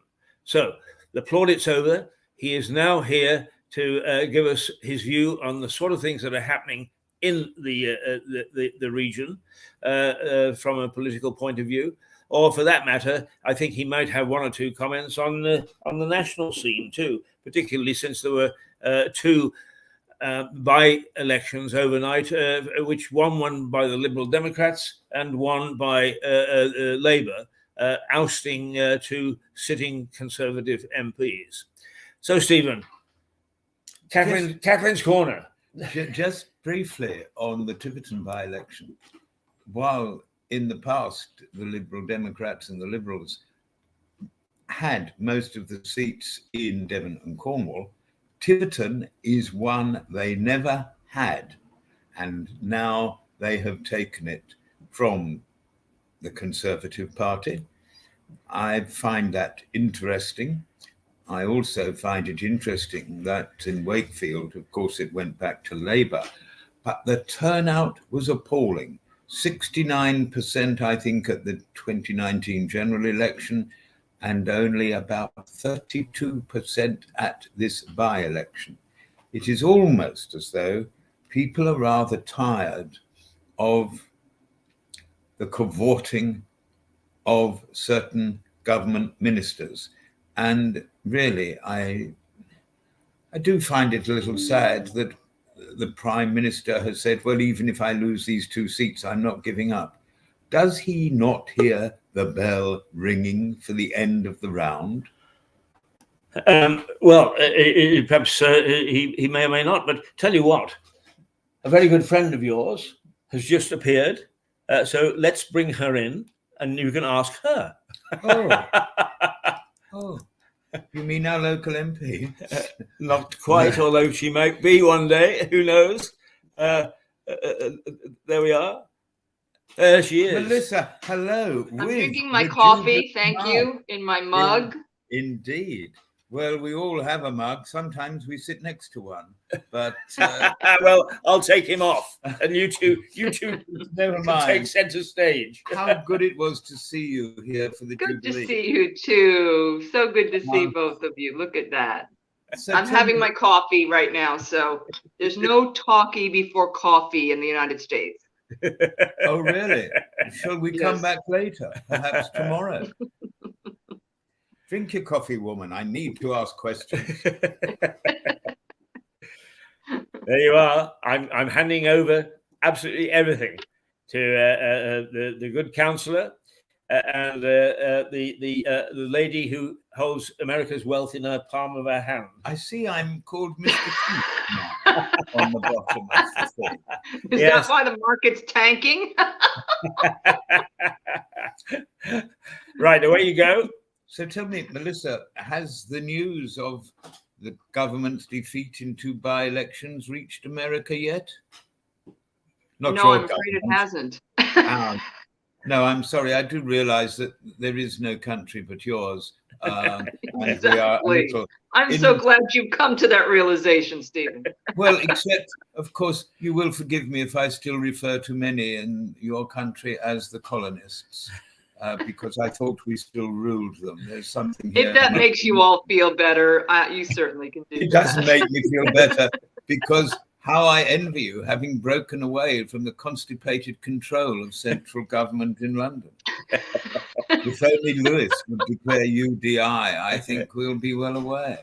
But anyway, the news here from the old country, perhaps the ancient country, is that central government, the Conservative Party, the Conservative Party, lost 2 seats in the 2 by-elections we had yesterday. They lost Wakefield, which they took in that storming of the Red Wall business. The turnout in Wakefield was not good. Tiverton, the Lib Dems have never had that seat, although they have had all around them. So it's a bit of a progressive move now, I think, except that, who is that man who resembles Humpty Dumpty? Oh, yes, it's the Prime Minister. Sorry. Doesn't seem to think that this lack of faith in what they're doing is any reason for him to give up. The chair of the Tory party did resign when he heard the results, but we live in times which are perhaps becoming a little too interesting for normal life to carry on. So tell me why this is happening. People have, let me revert to my origins and say, they have genug gehabt.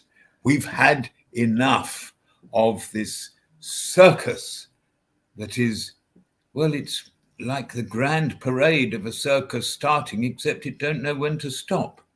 And we've really had enough. The government, having consigned millions, billions of pounds worth of lateral flow tests and totally unusable personal protection stuff. Once they thought COVID was finished, they're going to burn it. But the people they gave the contracts to are millions of pounds better off. And the country now will find pharmacists have no lateral flow tests, very little in the way of other stuff that's needed. And COVID is beginning to make a return with more people in hospital than we've seen since the beginning of the year. Things are grim, and the one thing you may be sure, the government does not have its finger on the pulse. But then perhaps the health service under this government doesn't either. You may know I recently had an oncology survey. The oncology seems to be under control, but so high was the dose of radiotherapy I had that I now have a problem in my right jaw, and I'm being referred to a surgeon. Now, that consultation with oncology was May the 3rd. I'm still waiting to hear from a consultant surgeon. And while the oncology guy gave me some antibiotics to try to cure the problem, it was only enough for 7 days. I phoned oncology on Monday and said, well, please, sir, I want some more. And it was a recording to say they'll answer my call within 48 to 72 hours. No one has phoned back. So I may get a banner and stand outside my local GPs until someone comes and pays some attention. It is very sad. I had a diabetic review on a Tuesday morning not so long ago. There was not one doctor in the surgery, just nurses. What's happened? So is it that the Tories have been underfunding the NHS? Is that what's happening? Well, what haven't they been underfunding except themselves? That only is my opinion, of course. Certainly, local government. Here's an interesting thing. East Sussex County Highways have a budget of £10 million to repair the roads. Until the present government started to axe the money that was given in support of local authorities, they had 20 million. So it's been slashed by half. And I really don't know where it's going to end up. So where's the money go? Where's the money going? Oh, is it that they're slashing taxes for corporations? What exactly is happening? I think you must send a stamped addressed envelope to number 10 Downing Street and hope that they haven't forgotten how to write English so that you get a reply. I don't think anyone knows. You don't have access to a budget, a government budget? It seems to change. It seems to change like the wind. Well, I mean, we hear we're now making so much available. And we still, you've been to Lewes, you see it as a fairly affluent town. But, it has 4 food banks. And I learned last night that demand is increasing. The food banks have never been busier. We also, for all the brouhaha that's made about, oh no, not in Lewes. Well, actually, in Lewes, we have 2 estates with approaching 30% child deprivation. My particular grouse these days is with the South Downs National Park, the planning authority, that seems to have totally disregarded our own Lewes neighbourhood plan demand for 50% of all developments must have social housing or affordable housing, better social housing, because they don't seem concerned about that, yet they say they wish to keep the Lewes community.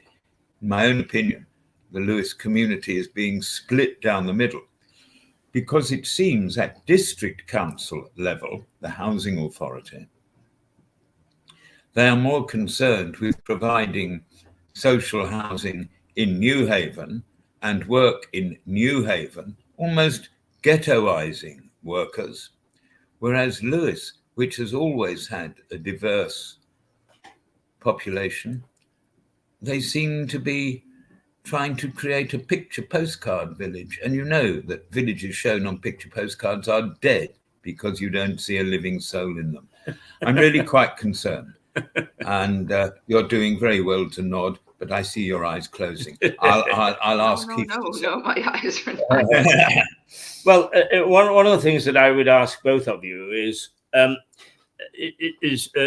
Stephen has outlined the descent, if you like, of our social policies, looking after the old, the weak, the lame, and the elderly, and the poor.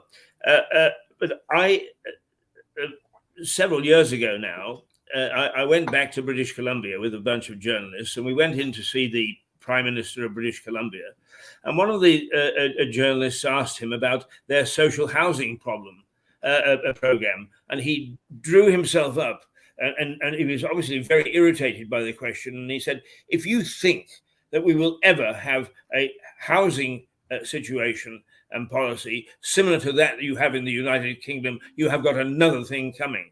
Now, is it still a bit foreign, the sort of thing that Stephen is outlining to you in the United States, or are you going more and more towards social help in the community? I mean, we're proudly a capitalist society. So I think our biggest issue right now isn't, I would say, yes, affordable housing, certainly in New York City. I was reading a story in the New York Post. They were standing in line for a chance to rent a 375 square foot apartment for $2,300 a month, which is rent stabilized. Outrageous. I mean, you're standing in line to rent a closet essentially for $2,300 a month, and that's a very low rate. They usually, you might almost double that in a normal rent. And so there's a lot of struggle right now with raising in New York City in particular, raising the rents on rent stabilized. Rent stabilized basically is the landlord can't raise it above 2% a year. Can't raise it by more than 2 to 4% a year, and they haven't raised it in the last 2 years. So they're saying they really do need a raise because they have a lot of expenses. Inflation's through the roof. What is the inflation at 8% right now? I think it's even higher in the UK.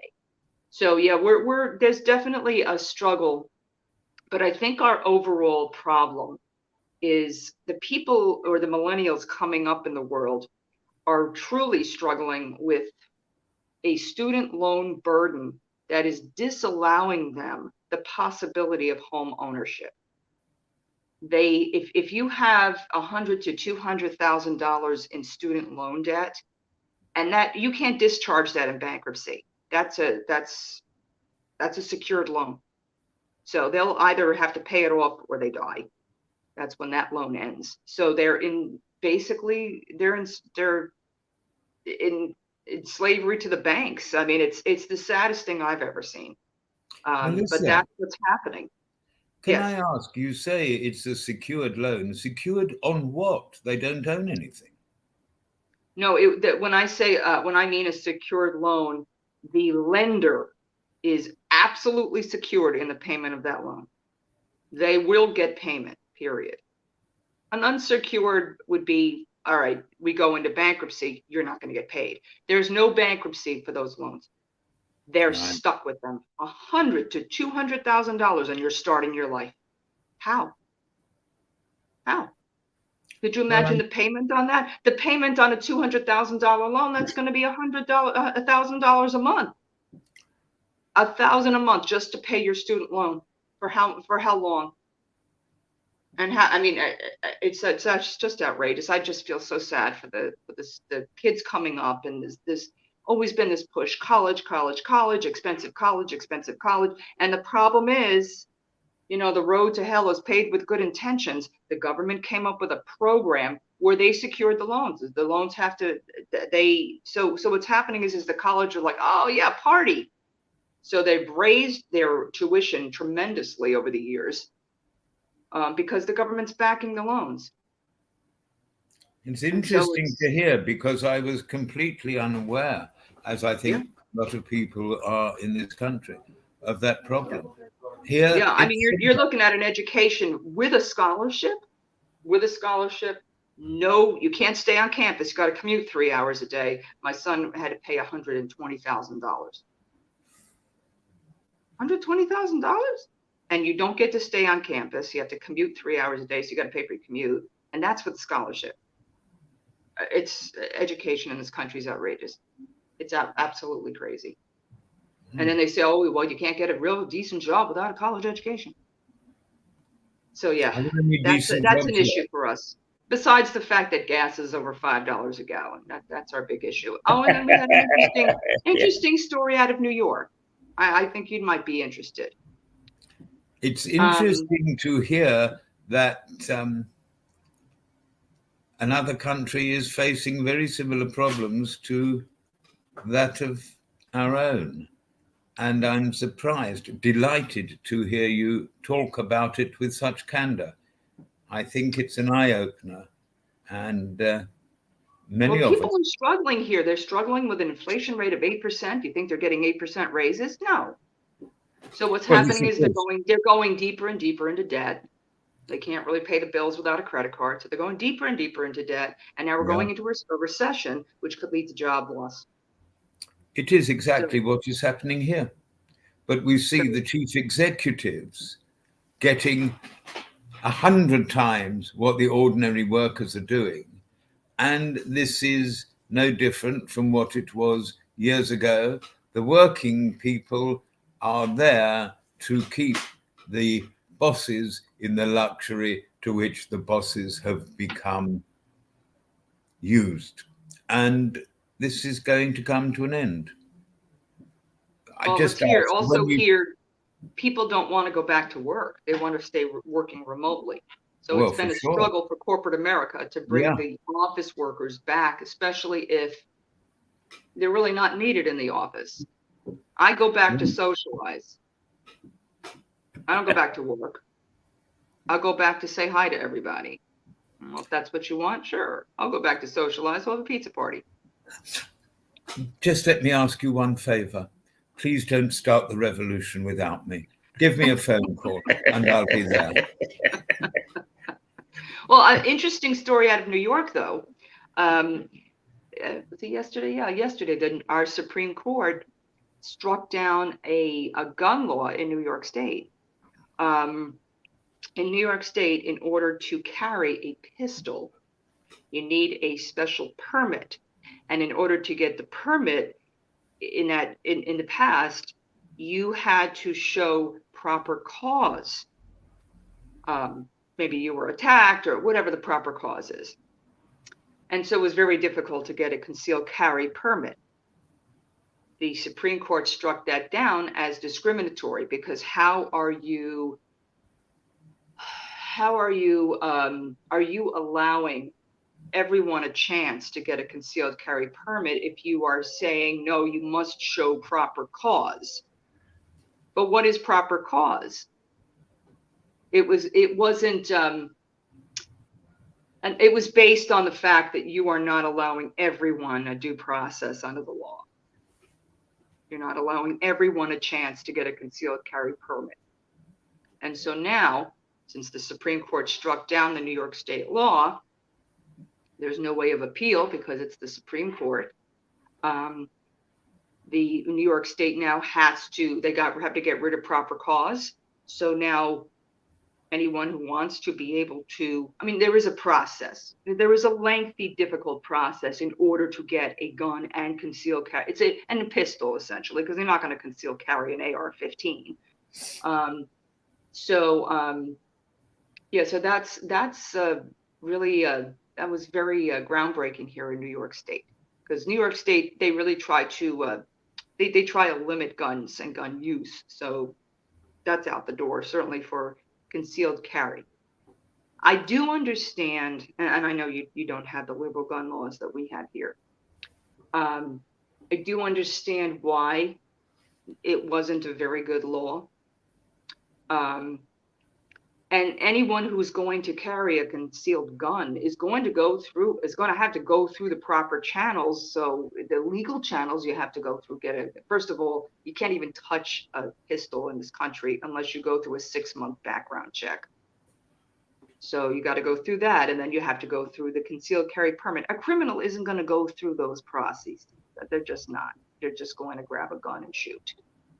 So it really would be for anybody, maybe a woman who was attacked. She's scared, so now she gets to carry a pistol in her purse. Let's hope she knows how to use it well. That's my big issue. If you're being attacked, are you going to be able to grab that pistol out and not shoot anyone else on the street? So it's difficult. Oh dear, I don't envy you the problems facing you. I don't know that. I mean, I when I went to the UK, I always felt more of a sense of safety, you know. With us, I think the issue with guns is, and what makes it so scary is you see the reports of the mass shootings. I mean, certainly someone in the UK can come into a school and knife a bunch of kids if that's what they wanted to do. But they wouldn't have the power to kill so many kids as you would with a gun. And so that's really the issue. And that's what makes people so frightened. Yeah. So, yeah. Well, I'm enlightened by this conversation, Melissa. Thank you. I must ask Keith and you to excuse me. I have much to do in what I thought was going to be an easy day, including tonight the annual general meeting of the Lewis Priory Trust. I don't think the weather was suited to your visiting. This is one of the few Cluniac Priory sites in the UK. We are being courted by UNESCO to see if it can be listed as a World Heritage Site. And let's see what happens at the AGM tonight. Oh, well, you'll have to keep me informed. I'll do my very best. Well, hopefully the two of you will meet again at this time next week and can continue with what is actually quite fascinating viewpoints. And I think I agree with Stephen that the two of you chatting like this has brought out stuff that, you know, as a journalist, I wouldn't think to ask. And that would lie there festering without anybody being aware. So I think that thanks, Stephen, and thanks, Melissa. Don't go, Melissa. Well, thank you very much, Keith. I quite enjoy a morning's festering, but I'll do it elsewhere. Thank you. Bye, Melissa. Hope to see you soon. Yes, I will see you soon. Great. Oh, let me get out of the way. All right. Thank you, Stephen. And you can hog the screen, Keith. One of your favourite hobbies. Get back to it. Let's catch up with some other things, Melissa. First of all, how is the beer making going? Well, we have a lager that's it's in the kitchen, and I think we have another week before we can keg it, and we put it in the keg, and we like our carbonation here, so we'll recarbonate it in the keg. You all don't like too much carbonation in your bitters. Stephen, Connor, whom you met, Melissa's son, you kindly arranged a tour of Harvey's Brewery for them, and Connor is trying. Well, he tried to replicate a bitter, but apparently it exploded and brought down the apartment block next door to them. So he's now going for a lager. But then Melissa, who is more and more frequently coming over to these shores, is going to bring it over, and we will take it down to Miles Jenner and ask him how it matches against.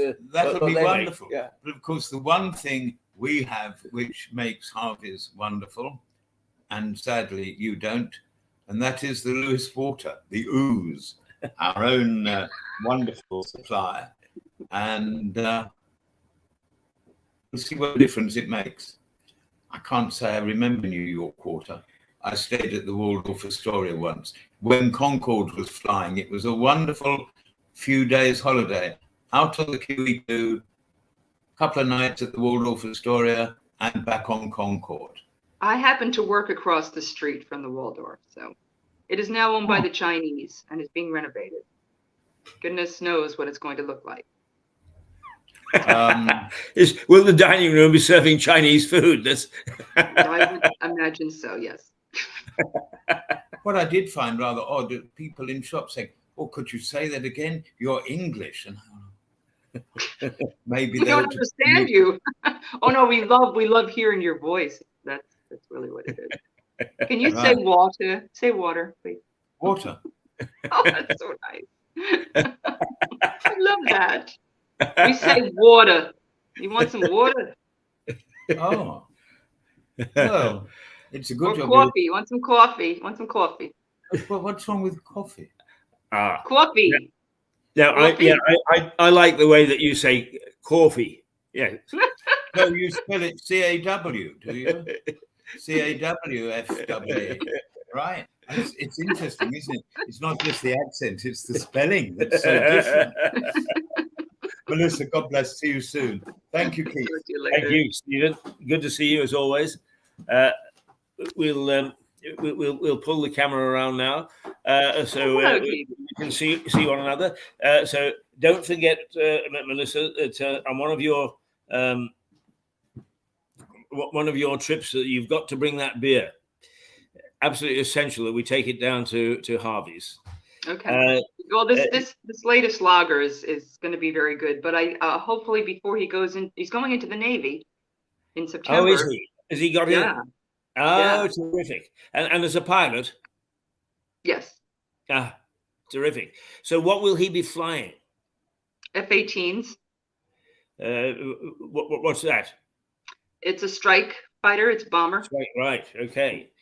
So he will be in line for Ukraine if it goes any further. Yeah, I think it would be more likely China, Taiwan. He would be stationed there. Ah, right. Because he speaks fluent Japanese and some Chinese, so they probably. Now, tell me this on a social basis, because you are very close to your son. In fact, as a mother, you're one of the best that I've ever come across. And he's been at home an awful lot with you. But now, join the Navy and see the world, he's going to go off on aircraft carriers and so on. And he will be away from you. What effect is that going to have on your life and his life, for that matter, because of the closeness of the family unit? I think the internet's very helpful, although there will be long periods of time when I wouldn't be able to speak with him given his career path. I think it would be difficult. I think there's going to be some difficulty, some sadness, some separation, but I think there's always that connection. So I'll be visiting quite a bit, I'm sure, wherever he's stationed. So right, and that's permissible, is it? I'm sorry? That's permissible? The Navy lets you? Yeah. Yeah, I mean, I wouldn't be able to go on a carrier, but the base, yes. Yeah. So. No, I've never been on I've been on a good many naval ships one way or another, but I've never been on a carrier. Well, we're actually going to celebrate tonight by going on to the USS Intrepid, which is a museum now, and it was a World War II carrier. And so we're going to go over there and celebrate and go and visit the museum, the carrier. Oh, they actually have some F-14s, the Tomcats, which were featured in that movie Top Gun with Tom Cruise, and also our space shuttle. The original or the remake? I mean, or the latest one? The original. All right. The F-14s were there because we used to use F-14s. Now they use F-18s. Obviously, not going to be on the carrier because they're in current use. Yeah. But and then also the space shuttle Enterprise is also on the USS Intrepid. So we're going to go see that too. Oh, terrific! Now, is that the movie where he falls in love with the seamstress? Yes, the seamstress. I love those seamstress. I think she was a trainer. I think she was a Navy trainer, but yeah. Is the Owl and the Pussycat is the commoner and the king. I have to say, I mean, there are some made-for-television movies where some unknown little country that still has a monarchy, and the king actually goes to the United States and gets caught up in a small town and falls in love with the local maiden and so on and so forth. The king and the commoner. Like that. I can't not watch those. I just get so fascinated by it. I mean, it's just such a simple concept, isn't it? We like them around Christmas time. There's some really good Christmas ones. Yeah, Where, absolutely, yeah. The barmaid falls in love with the prince who's visiting. Yes. Oh dear. Yeah. And actually, the funny thing is, I don't think that with the whole world swept up with our royalty and so on and so forth. But there are a number of the royal families of Europe that were deposed, but still actually hold quite a status. Romania, the royal family is still very strong. Serbia, the royal family is still very strong. And you can actually go, through a lot of the now republics, only to find that they have the royal family lurking there. And in, I think it was 1946, is Prince or King Michael of Romania actually was recalled to become king again because there was a constitutional crisis. And the only way they could get out of it was by re-establishing royalty for a short period of time. So it's still there's still plenty of room for maneuver for them. Yeah, I do. It's interesting, royalty. I mean, we were so my friends were so interested in the Queen's Jubilee. They just adore the Queen. They think she's so cute. And I think what it is, it's you see them and you almost want to emulate them a little bit.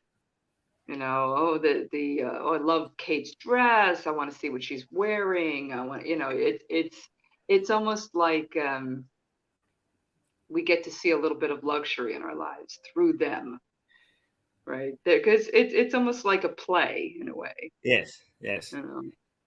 Incidentally, did you go to your black tie dinner at the Travelers? Yes, it was lovely. Absolutely lovely. So I met some wonderful people there. Absolutely wonderful. But not only that, but the architecture is such that, in fact, in some ways, you are almost in a little bit of Buckingham Palace. Right. It was very beautiful. It really was. I mean, well, I didn't get to see the smoking room, or did I? Well, if you did, you were people kept. If I did, the ceiling would have collapsed, Keith. Yes, I haven't been back since COVID. But you should attend. You should attend. Perhaps when I return, we should go there for lunch or dinner or whatever. Yes, which is always a very pleasant occasion.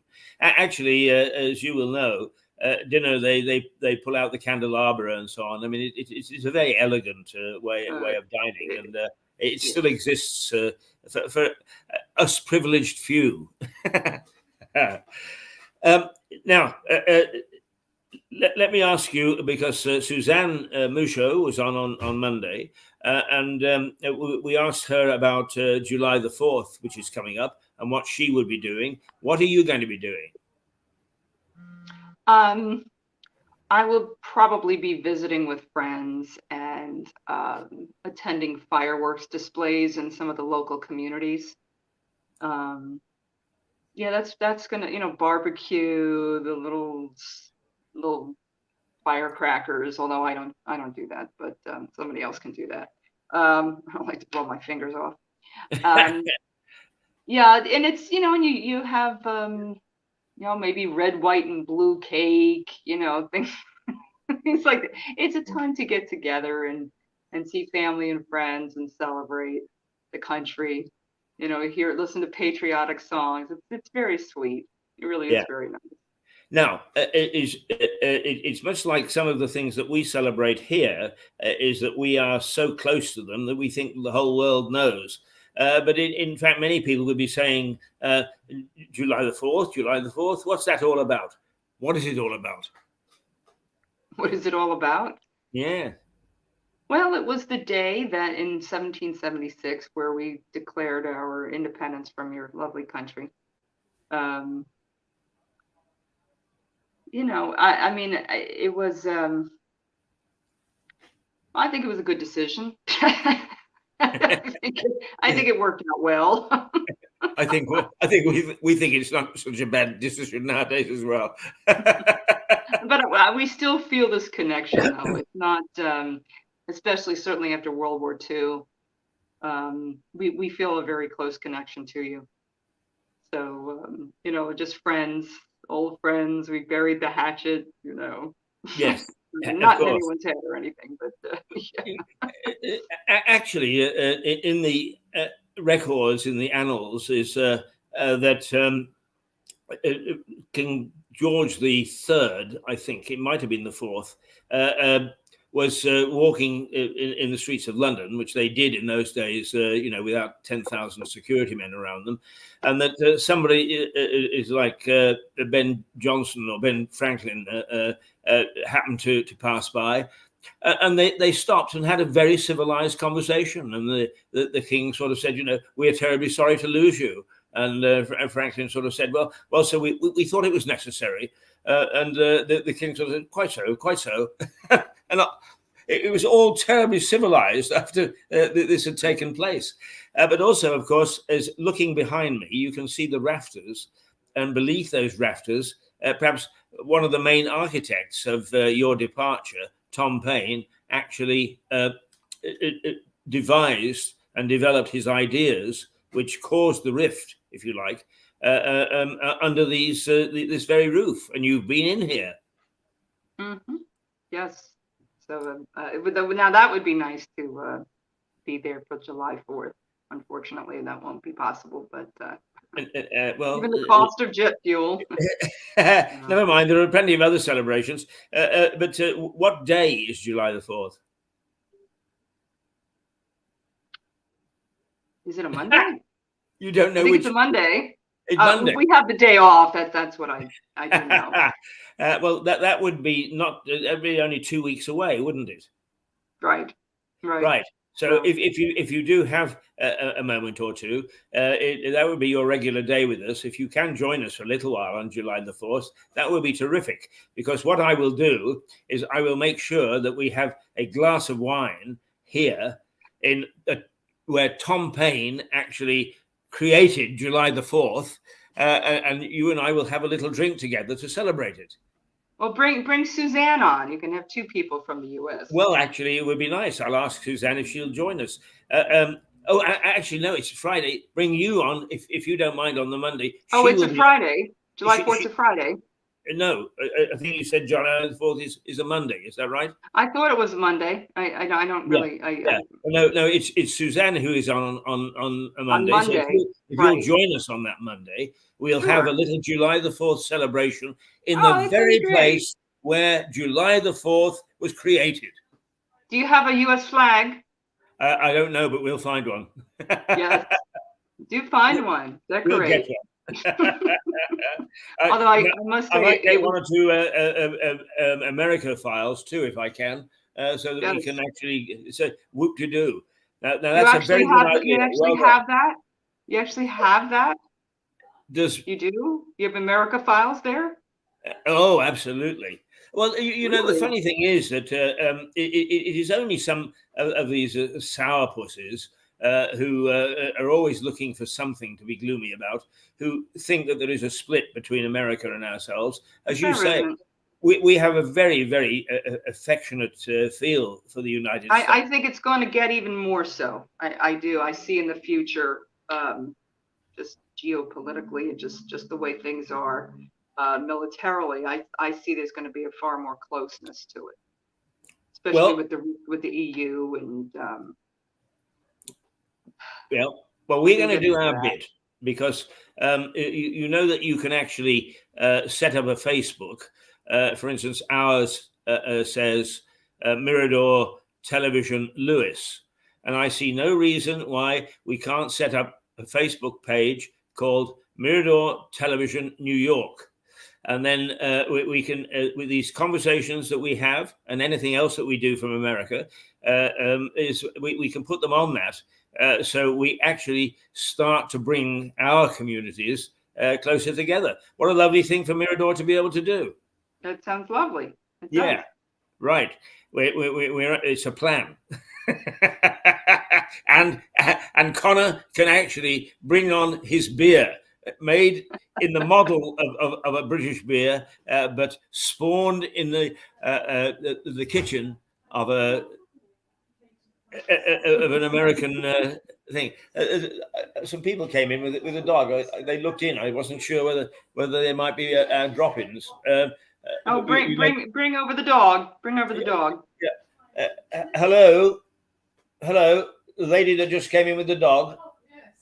Somebody in America would like to take a look at the dog. Would you mind? Of course. No, here. Oh, it's nothing much. No, on the contrary. Please, Keith, move out of the way, Keith. We just want to see the dog. I'm getting out of the way. Melissa. This is Melissa. What's your name? Hello, Tamsin. Tamsin. Hello, Melissa. Right. Hi. Come on in a wee bit. Nice to see you. Everybody can see you. Hello. Yeah. And now hold the doggy up too. Fidget. His name's Fidget. Fidget? Oh, baby, look at you. How cute. Oh, they're so cute. Yeah. So cute. We do crazy things like this on this little television program. Lovely. Yeah. Well, you're spontaneous. Melissa is in New York, by the way. Oh, wow. Yeah. So you're chatting to her. She gets out of bed at 4:00 religiously every Friday, so she can join us. Oh, amazing. Yes. Well, good luck at you being there. Now you can tell. She looks about 25. I look about 105. No. But we worked together in 1990. We've been working together since 1990. Would you believe that? Gosh, no. There you go. Long before you were born, probably. Clearly, it does one. That was slightly before I was born, yeah. Right. Where are you from? I'm from Lewis. You live in Lewis, Yes. right? Okay. And what do you do? I study at the University of Exeter, so I'm rarely here. But Right. You top off to Exeter. I pop off there. I study French and business. Business? French and business, yes. A little French thrown in. Well, that's no bad thing. As Melissa knows, my holiday is to go over to Dieppe and spend 4 days so that I can have brandy with my breakfast on 4 days and lobster with my tea. Lovely. Did you want any more? That's lovely. No, that's the way nobody to do could life. want any more. No. Well, thank you for dropping by. Well, it's a pleasure. Thank you for noticing my show dog. Melissa the little dog. Let me see the dog one more time, please. I need my dog fixed. Oh, look, baby. Yes, Oh, look at you. He wishes he could be in New York. Oh, lovely to meet you, Melissa. That's so nice to meet you too. Have a nice day. Hello. Thank you very much for joining us. So, see, the whole concept of drop by and do silly things is working very well. We are starting now to have great fun on this program. We really are. We get all sorts of odds and sods stopping by. Okay, where are we? It's now. I've got a few minutes left before I'll need to go and get ready for to head down to the city. Right. Okay. Well, that's good because it's taking us up to the last 10 minutes. We tend now, unless there is a queue to come on at 11 o'clock, we tend now to sort of cut it off at 11. And we're also developing 2 or 3 more programs. One is where there's a lady who is getting quite close to us, and she does a program called Everybody's Got a Story. And she who's that? Is that Jane? No, that's Liza Page. Liza at one stage had a career in Hollywood. I mean, she's British, and she came back, and she's been running this program for quite some time, and we're now going to show it. She's actually busy getting a little store so that we can have continuity. Why did I tell you that? Anyway, Max, our young guy from who came as a student and looks as if he's going to stay on at least part-time with us. He is developing a program because the hotel here has got a health room, and saunas and Oh, things. work. Oh, wonderful. Fitness. We're going to do one out of there. And Fergus Wood, who is just doing a remote wine thing at the moment, will pop by at least once a month and bring his wines in and do the proper job for us.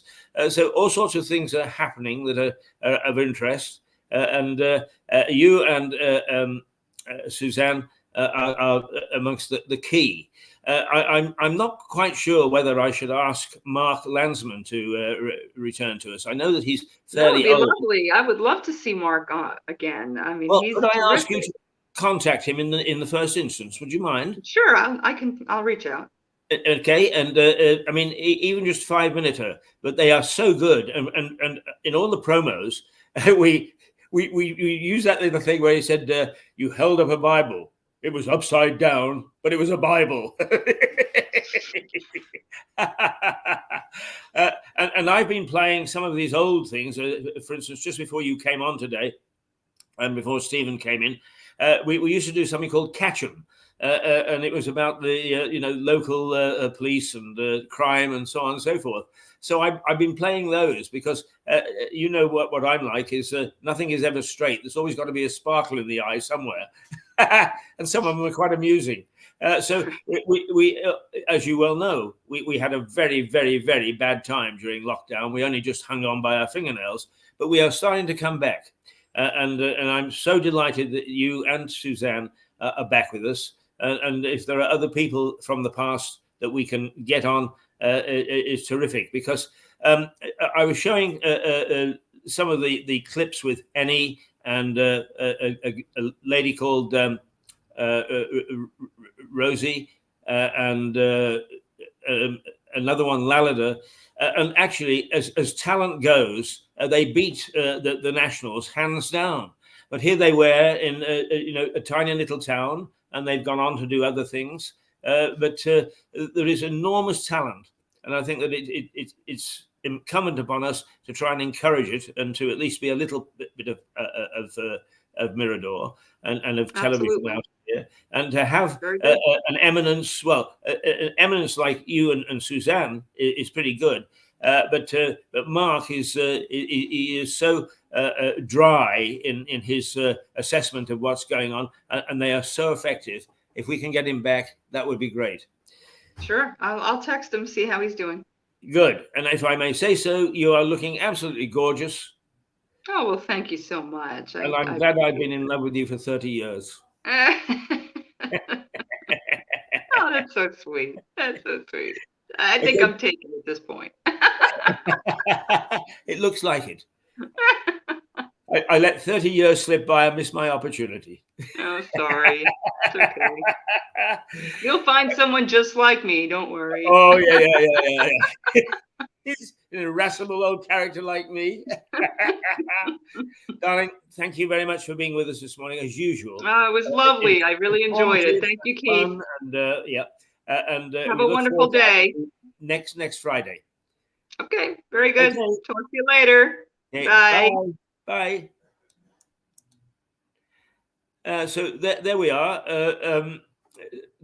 direct from New York, and a lovely young lady at Exeter University who lives in Lewis, and she was home with her dog, and she came and had a little chat. Great stuff. Really great stuff. So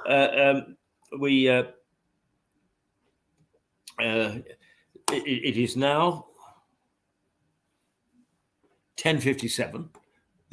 Let's go to the Potter's Wheel just for one last time, because I just love this park. And anyway, there's got to be a bit of continuity in this wildly erratic program that we do.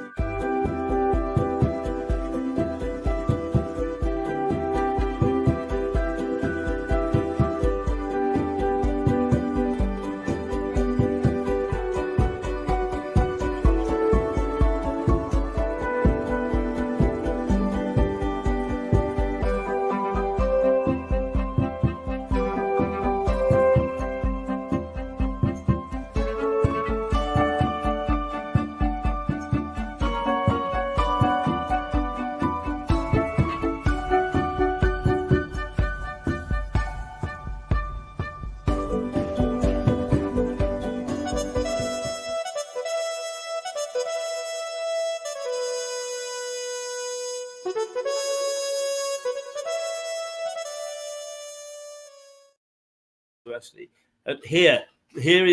This is my beautiful Jane, who every morning that I come in is beaming. She has coffee ready for me. She gets everything ready in the studio here, and she is absolutely marvelous.